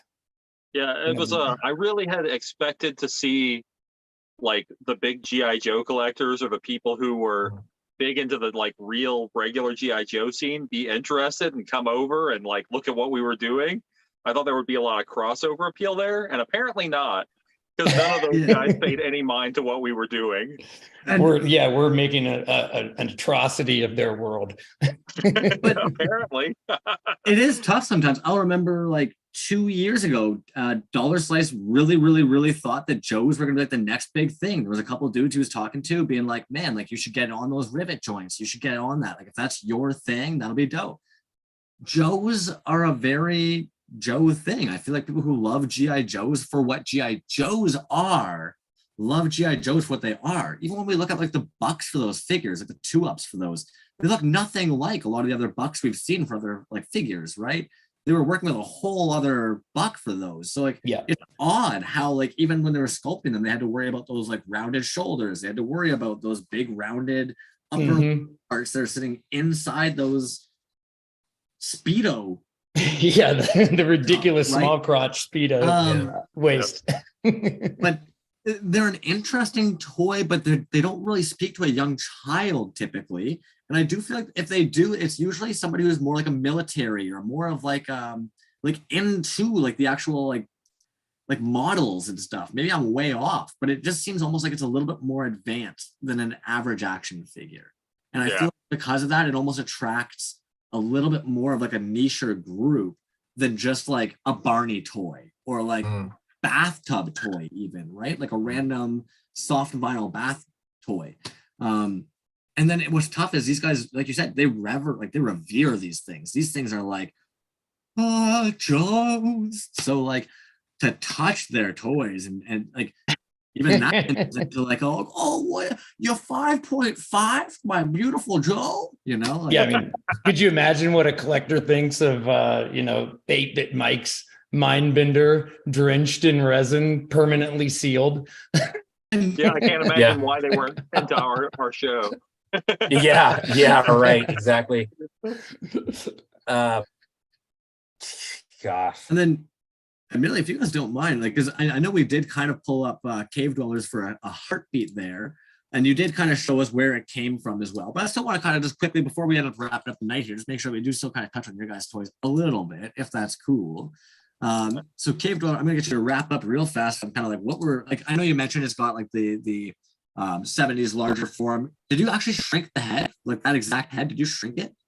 I actually, okay, so Tone actually did a shrink from scratch, but I actually just found one online and bought it.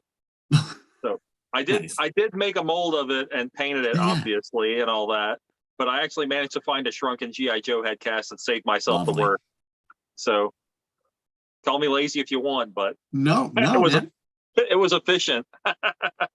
that's just it. Being efficient isn't the same as being lazy. No, But, okay, well, when I'm making a figure, I know that this is weird, but I try and put myself into the head of a vintage bootlegger and think, how would they have done it? So I limit myself to 3 colors usually.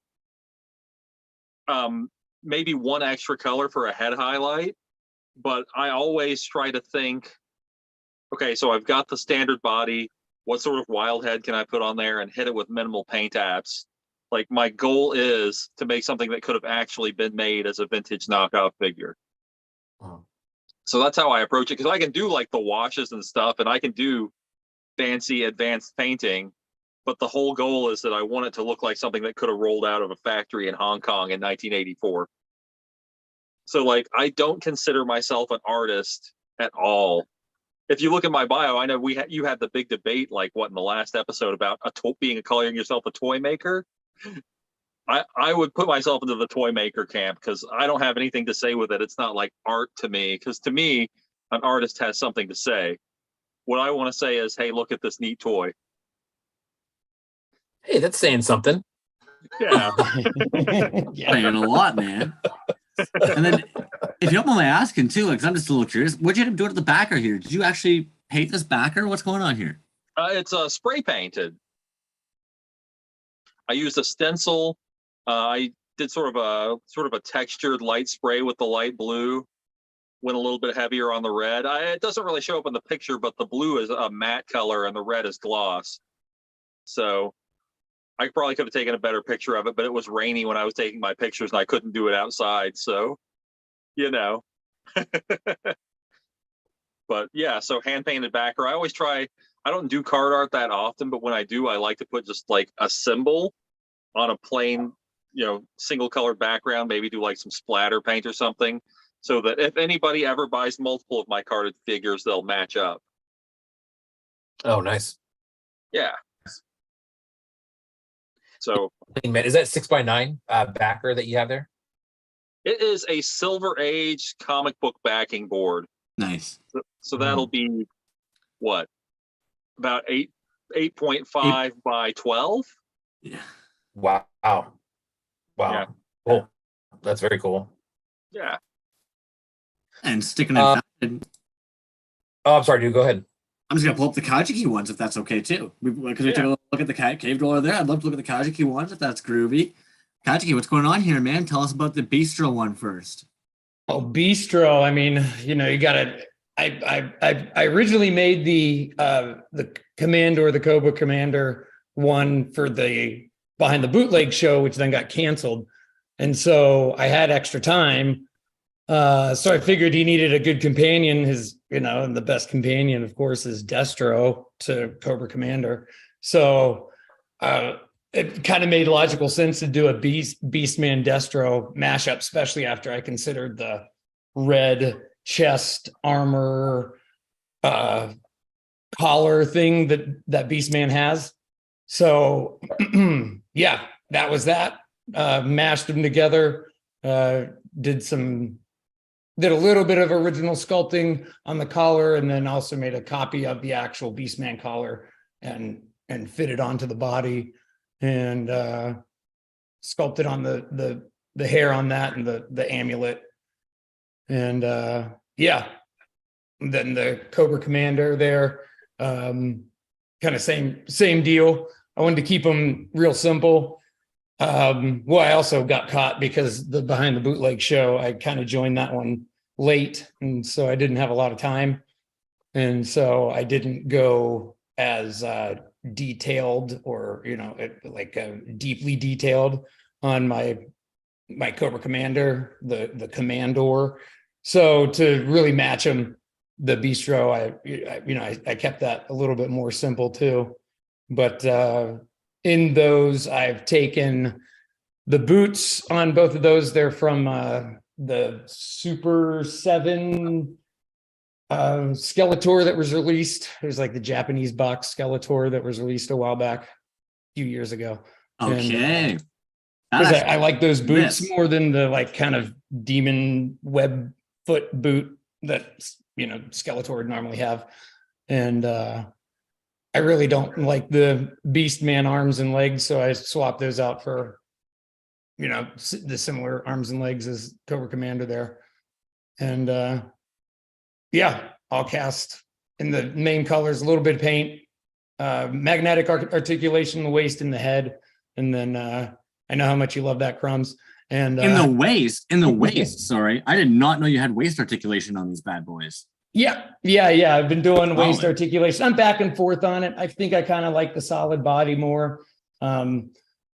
Because let's face it, most people don't go crazy with the posing.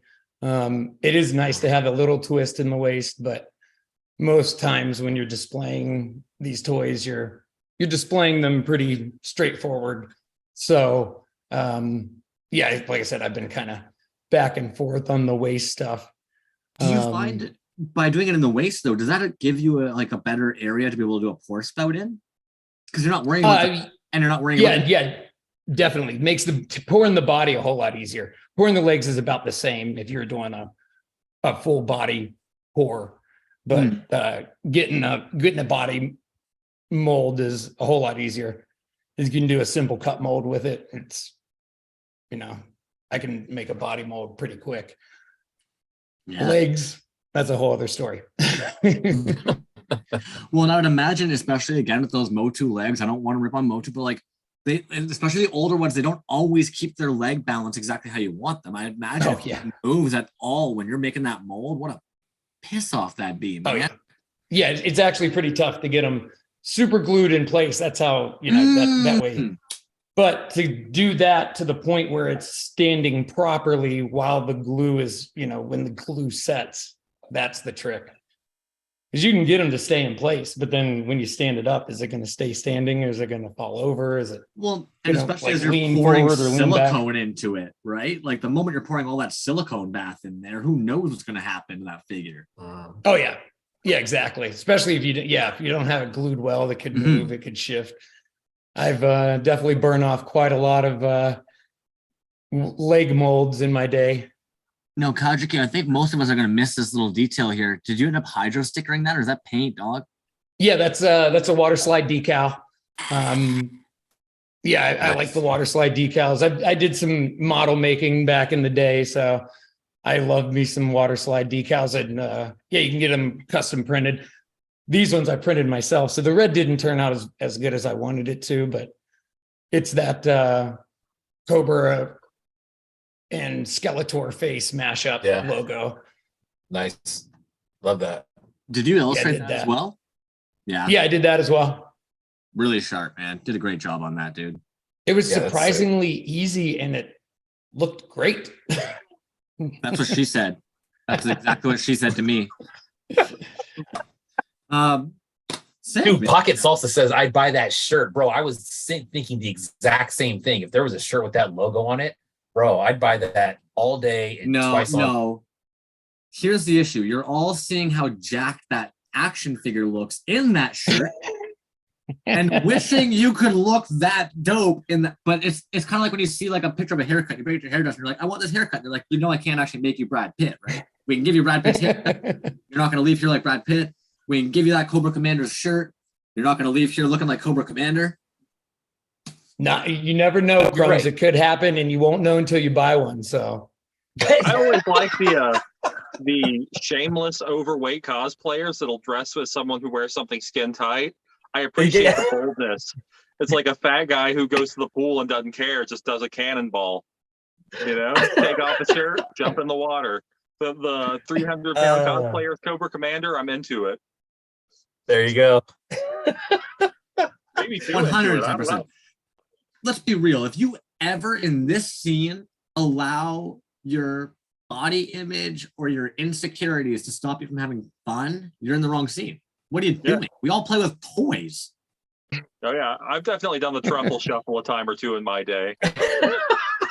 Okay, I'm gonna put it out there. There was once upon a time, I actually told some homies that any girl who's willing to do the truffle shuffle in front of me, marrying them.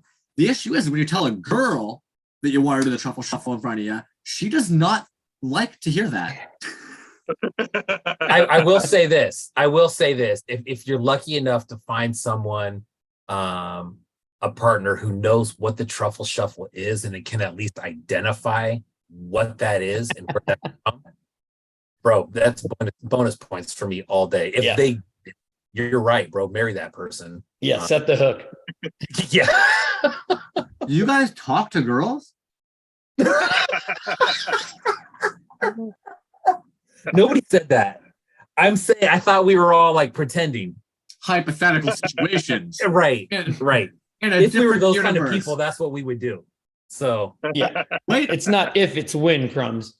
yeah. You'll find the right girl one day. Obviously, Cavedweller is clearly the ballinest out of all of us. If he's got married chick who gets the first pull of every freaking run. She's a toy collector too. We have just a gigantic. She'll watch Charles Bronson movies with me, and I don't know if you can find that anymore. Man, Mr. Majestic, dude. Mr. Majestic is one of my all-time favorites. Charlie Bronson, man, love that guy. Holy I love the Bronson.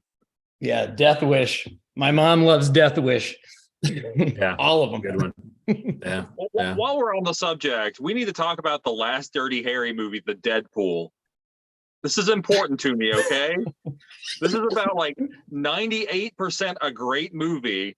And then at the end, he shoots the guy with a harpoon gun. What's up with that? Oh, spoilers for The Deadpool for anyone who hasn't seen it. Okay, so in the first movie, we established that Dirty Harry always keeps a backup piece in his shoe, right? Like, how great of a tribute to the first movie would it have been if he throws his gun and then, boom, reaches down to get the side piece from his ankle? That would have been a great ending to the movie.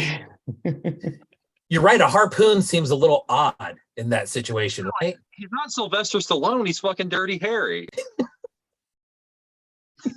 Was there at least like a witty joke, like, you know, in Predator when Arnold Schwarzenegger stabs that guy against a tree and he's like, stick around, like, do it. Joke afterwards or anything? Some steam.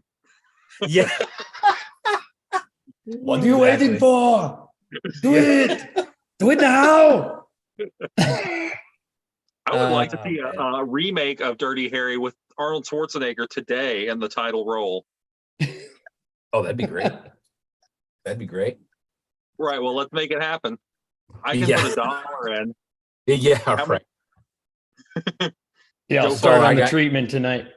Yeah, right. Well, anything else from either one of you fine gentlemen? I need to demand two things. I talked about the Deadpool, so that's all I needed to talk about. Okay. I would love to get a quick little tour of your shelves behind you, if that's possible, or not too big of a pain in the ass. Yeah, I can sort of tour you. My toy room here is in like half disrepair. But yeah, let's if you're down. Let's go around it for a second. All right, let's see. Let's flip the old camera. Or let's not flip the old camera. We'll just look around. Here's a whole big pile of guys. Those all your casted dudes sitting on that table there? What's going on there? Yes. I just brought them with me in case I needed them for a reference. So there they are. Just a whole big thingy of them. Yeah. And let's see. I'm going to flip this camera. Oh, well. There we go. There's a little thingy. Got some NECA, Ninja Turtle-y guys. And a whole bunch of Masters of the Universe. Like I say, we're only half existent, but there's all my Shogun warriors. Holy crap. Wow. That's epic. Oh, you got that. Firehouse, Mum-Ra. So there you go. We got the old 90s Batmans on the wall. Yeah, those are all carded. Damn. A little bit of Is that GoBots. whole wall? Oh, you got the I got that whole GoBot glass base. cases? Yeah. Is that GoBots. whole glass cases? Yeah, I've got a whole wall of display cases. Jesus, dude. So, here we go. I thought he was so cool. Oh, you got the Technodrome?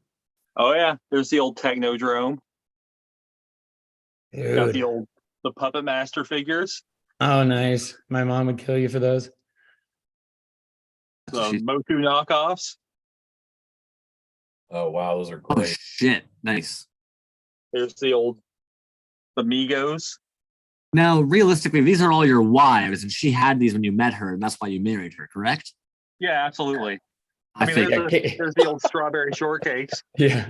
Cavedweller Oh, married wow. up for sure. Wow. That's cool, So, man. yeah. My sister was a big strawberry shortcake fan, man. I recognize a lot of those. yeah, you're damn So right. yeah, like I say, it's all Strawberry like shortcake. semi half finished and kind of a mess, but that's where we're at. Well, So thank there you you go. for with us, man. Kageki, are we allowed to see your desk?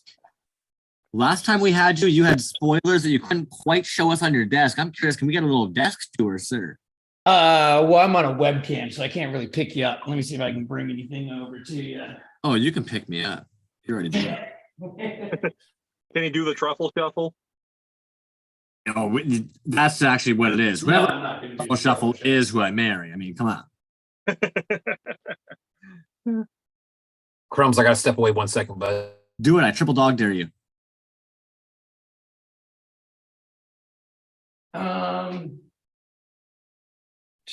Everything's Gone. What you got in your hand? away. This is my Jack Burton that I've been working on.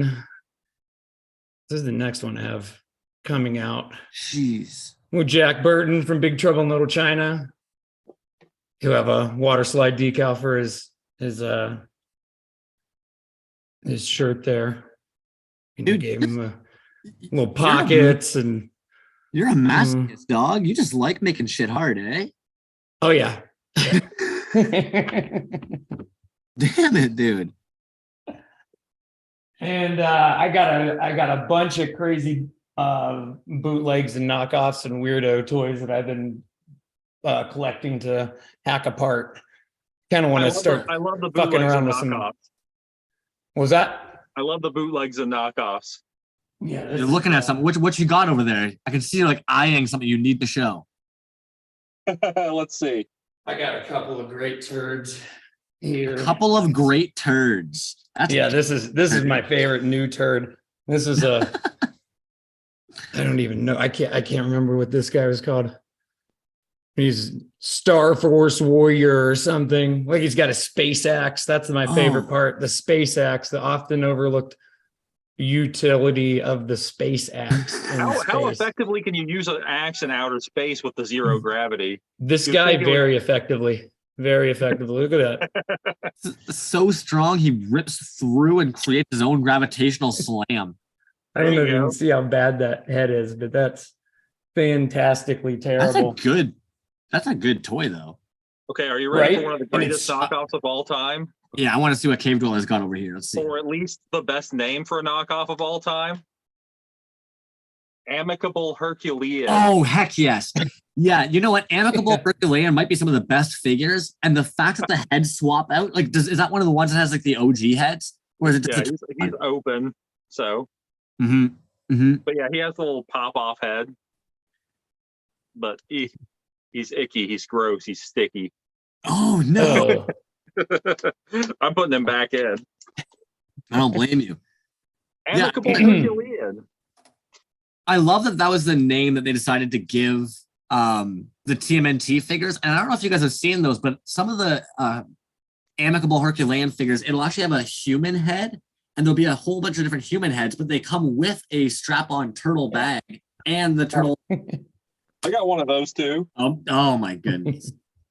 He's a real collector. Yeah. I buy weird shit that it just looks funny. I'm like, oh, that's cool. That is probably one of the coolest knockoff toys in the entire world, because anybody who knows, like, why would anybody think that's what a TMNT is? It's not. That's what an Amicable Herculean is. So Amicable Herculean is. It says for those turtle maniacs, please get these accessories at once to add more fun to your collection. At once. Do it now. And they almost look like the Dick Tracy figures, even. Like the fucking bodies on those.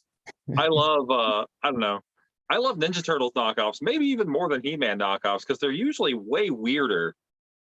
It's like the humor didn't translate to all the Chinese toy makers. They didn't really understand. So they're like way over the top with the violence or the grimaces, or like give them a broken baseball bat for an accessory. I'm like, I don't think you know what a ninja is.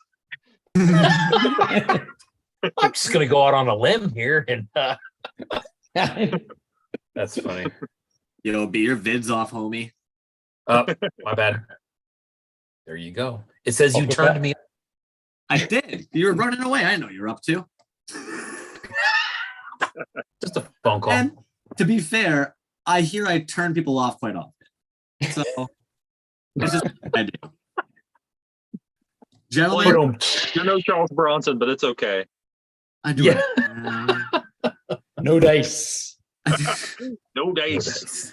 Yeah, I think we asked you guys, is there anything else that you guys wanted to lay down on us? And if not, what is some advice or something, just last minute shout outs you'd like to give anybody in the audience watching here tonight? Cavedweller, you first. Bradley and Yoli, although they left the scene, they really helped me out a lot, kept me going a lot of times, and were very gracious when I said, hey, can I steal your show? They were like, hey, go for it. Let me think. Also, obviously, Lab Monkey was a big help to us. And Tone Twisted Tiger is a pain in the ass. I believe it. Tiger's loose. Tiger's loose. You know how Kageki?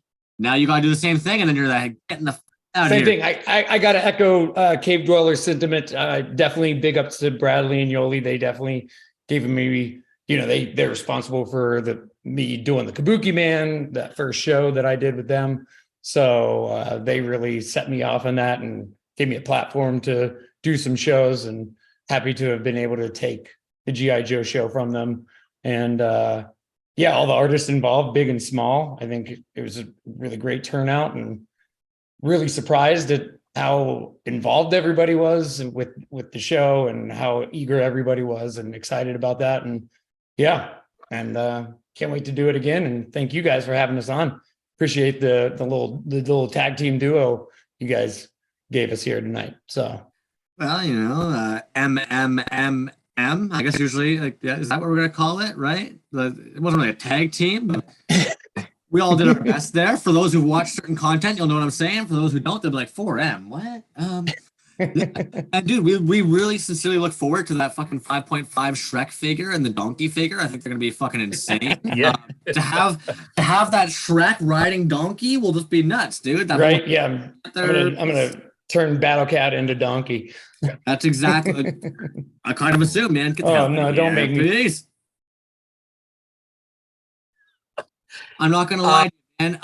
Cavedweller, Kageki dudes, I was hating tonight's show, man. I was dying tonight. You guys saved it. You guys actually made it much better. I loved chatting with you guys, because otherwise I was out to sea tonight and not having fun. Thank you so much for that, guys. Really? Nobody could tell. I wanted to fucking put my head through the computer screen, dog. I couldn't tell. I had no clue. I tried to turn off my video where I could. I understood. real talk though, Cavedweller and Kageki, congrats on this show, man. I mean, it was something that was dead on the table. You guys picked it up and pumped some life into it. And really what it's about is letting these other artists showcase their talents, no matter what the subject is. G.I.Joe, fucking My Little Pony, whatever it is, man. Congrats to you guys. I'm sure that's kind of why I asked the question of what did you think the most, the hardest part of the show was? And I'm sure it's just kind of everything, right? Organizing everything, getting the poster together, doing drop dates. You and I are very familiar with trying to plan a schedule of just a drop as far as a post, you know what I mean? So congrats. I think it went well, man. I mean, 35 plus artists or 35-ish artists. That's a solid show. Some really solid people in there, some really good work. Congrats. Hey, you want to give away some more 8-bit, Mike? Yes, I do. I was just going to say, let's do some more giveaways. How many giveaways are we doing? Because we're almost near the end of the night here. And all we have giveaways. Well, shit, let's do I don't know, surprise bag, and we want to do one more surprise bag and do a block? Yes. Okay. Let's do it. Anybody who hasn't chimed in, please chime in. We're going to get this giveaway bag going out. I'm going to do one last scan of the chat to make sure that I actually have anybody who actually wanted in. Please give us a shout. 15, yeah, we probably could have done 15.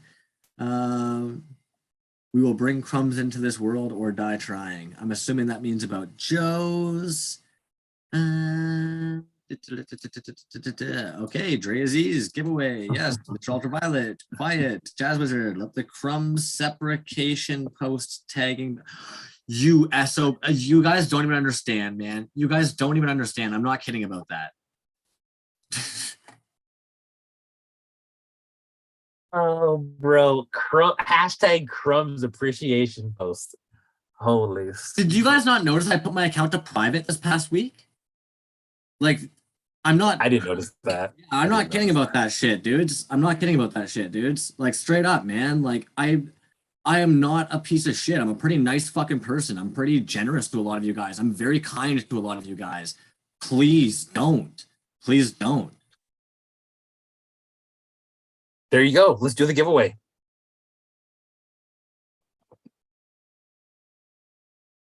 Another magnet in here.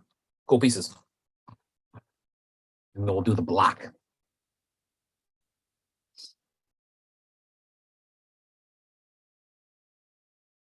Manly Stubrick, what's up? I did not see Manly Stubrick in the house. I missed that one. So Manly Stubrick, I believe, was the last individual I ended up catching for the Wonder Wheel. Otherwise, I've got Folklore Andre, Aziz, Purpose, Bliss Receptor, Jazz Wizard, Headquarters, JT O'Keefe, Mr. Ultraviolet, Josh Smith, Bootleg Toyco, Fletcher, King Dingus, Carolina Coolcat, Johnny Marbles, Ordinary Toys, Peter Moore, and Pocket Salsa, Jessica Bashinsky, Jack Skyx, PK Mate, Who the Fuck Are We, Recycle Galaxy, 8-Bit Mike, Dylan Clement, Silent H, Strife 7 2.0, Jordan Seller, Mechaducky, Kyle Kerwin, Calico Chris Tattoo, Nim, Tone Twisted Tiger, Death and Strawberries, New Transylvania, Von Fake Name, Yuckamuck, Babadrock, Dookie McFart Sniffle, Manly Stubrick, Kageki, and Cavedweller Toys. If anybody has been missed from that and you would like in on the wheel, please chime in. I will absolutely get you on there.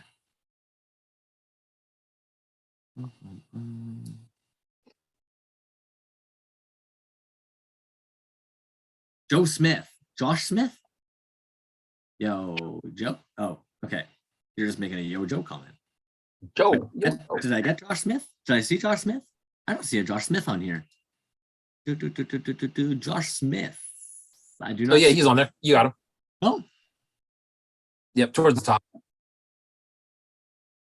Oh, yeah, must be one of the first ones in the chat. Sorry about that, homie. Dude, what a nice looking wheel. There's a lot of names on that thing, man. You guys are killing it tonight. All right, so this is going to be for that surprise bag. Gonna go a little spin-a-doo. A spin-a-doo. A spin-a-doo-da-day. Dylan Clement. And you know what? I better get 8-Bit Mike off of there because I highly doubt he would like his block back. Bro, he almost won. I know. Well, it's all coming back to you. Happy birthday. Nice. Dylan Clement. I don't think Dylan Clement is an address that I have. I think Dylan Clement might be a Canadian. Maybe I'm Oh, wrong. okay. Like Dylan, am I thinking of Eric Clement? I don't know why I'm roping you in. Eric Clement is an artist on the scene, correct? I think that's somebody else. But anyways, yeah, if you could hit us up with your address, man, that'd be awesome. Make sure we get this thing out to you. Congratulations, man. Nice. As if Now Has Been Toys hasn't won anything tonight. Okay, so this one's going to be for that big old block. I'm going to do a stop share screen for a quick second so that B to the J can actually show you guys what this big block. Boom. There it is. Let's see what this block is. A 2.5 by 2.5, 2.5 by 2.5 solid resin. It looks like there's a vintage bossk stuck in there. So that's what you're getting. Multi-layer. I would say probably 1, 2, 3, 4, 5, 6, 7. There's probably 20 layers in there. But very cool piece from 8-Bit Mike. So a 2x2, 2.5 by 2.5 solid square of resin. This thing, I don't know if this glows or not. Oh, also 8-Bit Mike, Crumbs and I were talking about this too. There is a coin in the bottom of this piece. Please tell us what that's about. I think Crumbs got it.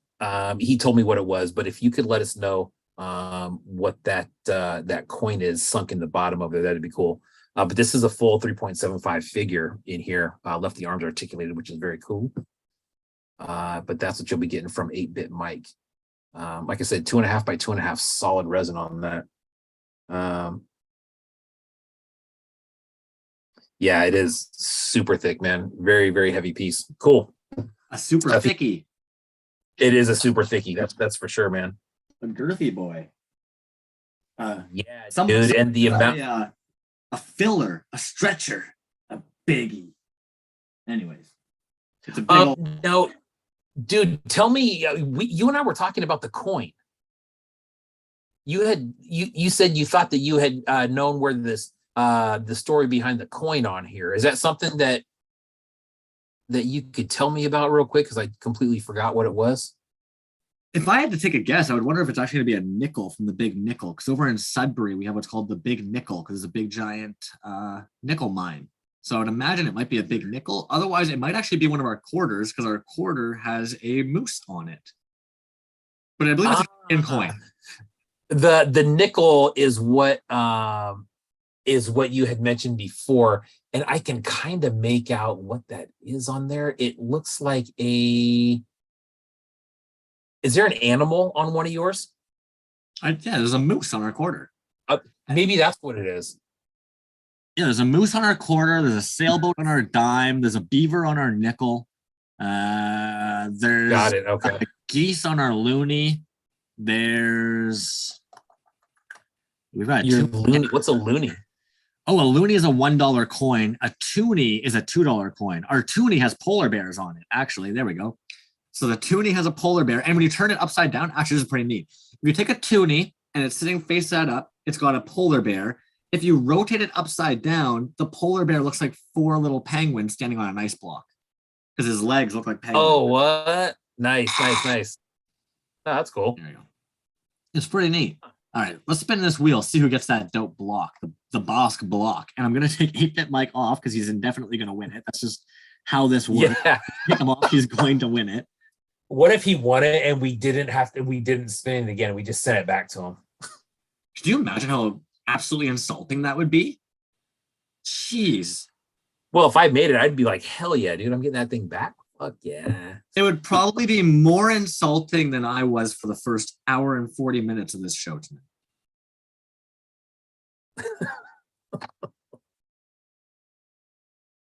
Which is saying something.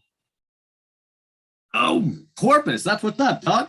For a second, I thought I was going to Dre Aziz. Dre Aziz. Fuck. Porpoise. The general. Bro, it has been a long time since Porpoise has won something on here. I think that I don't know if that might even be his. I don't know want to say it's his first win, but it might be. Congrats, Brett. Bam, big old boss cube coming your way, buddy. Very cool, man. I just took some pictures of that Apocalyptico 2 piece of his. What a fucking beautiful piece that is, man. So congrats, General Porpoise. Good job, man. Congrats to the general. And hey, yo, check this shit out, man. I know we're gonna be taking off pretty soon. This is actually a character named Hard by a guy named Shipman. He actually used to be known as someone. Our little sky, our little planet, our little sky, sleepy naps. But Hard is essentially, I like to keep me whenever things get actually hard. I like to bring him with me to remind him that things aren't actually so hard. I like to show Hard. He doesn't have to be so hard all the time. Things aren't so hard, man. Chill. Well, what was the scale on that, dude? That looks like a large piece. 3.75. Oh, okay. Sure. Maybe 4. Nice. That's very cool. Dig it. Yeah, like 10 inches. That's what I thought. God, dude, the piece I was gonna show you. You know what, man? I'm gonna show this real quick just because I was moving it around and I put it here. So this is I don't know if this is even a one-off. It might be a two-off. This is from Healy and Skinner. This is a huge one here. This is Mother. The resin piece on that is fucking huge. The story on the back is incredible. I mean, it'll take you a while to actually read that thing. But massive piece done by Skinner and Healy. Actually, there was probably 5 or 6 people that collabed on this whole thing. But Healy and Skinner were the main people. But that's a dope one, man. This is probably one of my most valuable pieces that I own, I would say. But it's cool. Anyways, Mother is what that one is. You can actually find that one on Healy's page. You got to go back a few years. But it's in there. You'll find it.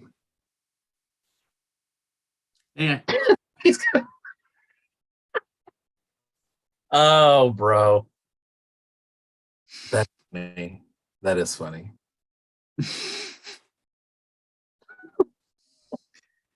I'm assuming Jazz Wiz. Yeah, Jazz Wiz, absolutely. Dookie, yeah, that is, yeah, it's a Skinner Healy collab is what that is. I think there was one more. I want to say that Skinner might have one, Healy might have one, and then there was this one. But the problem was the manufacturing of this bubble is why they stopped. The plan was to make more, but this bubble, it's a very, very unique bubble, man. And there was an issue with that, as far as I know, and that's why that. You don't have to go into too much detail about it tonight because you just actually did do your like, hey, check this shit out. But I'm seeing a piece behind your left shoulder I've never seen in your house before. It looks stupidly large and very out of character from what you normally collect. What the fuck? It is. I know exactly what you're looking at. Yeah, no shit. Oh, this is a one-off. This is a Healy Mishka one-off is what this is. This is dope, man. I mean,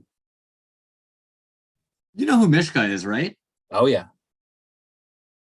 And it's actually a bank. You can there's a coin slot in the top of the head. You understand, like, dude.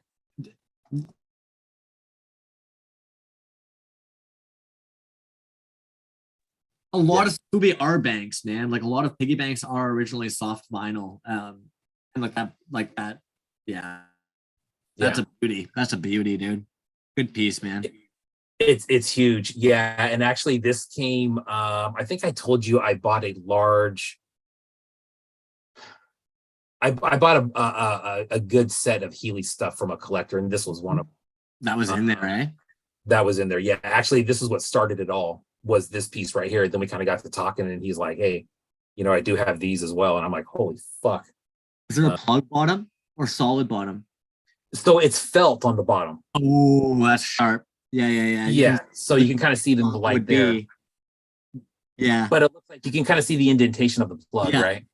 Yeah, well, if anything, I bet you it was a female plug because it was probably made to be like a piggy bank. So that would be where the stopper would go, but they don't want it to be. That's beautiful, man. Oh, Yeah. I would just be walking around the house with that all the time. Yeah, dude. So the problem is kind of displaying this right now. I'll probably end up putting it under glass. I did want to bring it out tonight just to show. And actually, you know what, dude? I had this on the counter last week. But then I looked over my shoulder and it was just out of view. So I just kind of moved it over.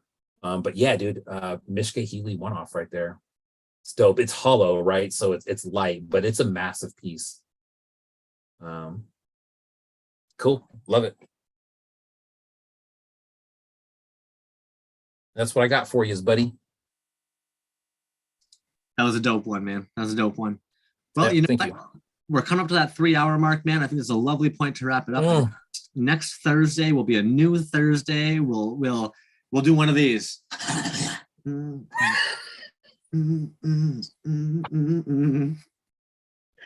then after the show, you can just power down. Done. Yeah, dude. Next week is gonna be that's a Rainbow Yawn episode. The giveaway I believe is gonna be that morning, correct? I saw on the post.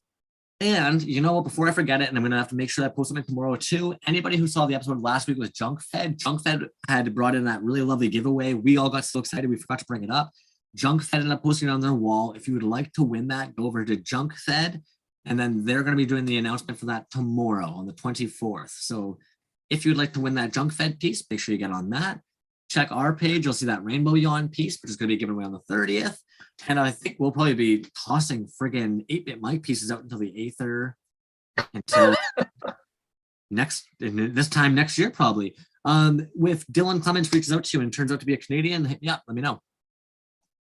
Will do. Appreciate that. Awesome. Anything else this evening, dude? I don't think so, man. We made it. You know what I mean? On to next week. You pulled it. You pulled us through tonight, man. Much all the love. Cavedweller, Kageki, you guys refilled my cup. My cup was literally just being poured all over the fucking ground over here, it felt like. And you guys came up and you just refilled it. And then I just sat here and drank it with you. So thank you very much, guys. Everybody in the chat, I really missed not being able to really tune in and see you guys here tonight. I'm really used to having the 2 monitors. That really was bugging me as well. So next week's going to be hopefully be a little bit more. Yeah, hey, it's bro. You know, I've been there too, man. Sometimes we're feeling it, sometimes we're not. Sometimes we are, and then we aren't. Sometimes we aren't, and then we are.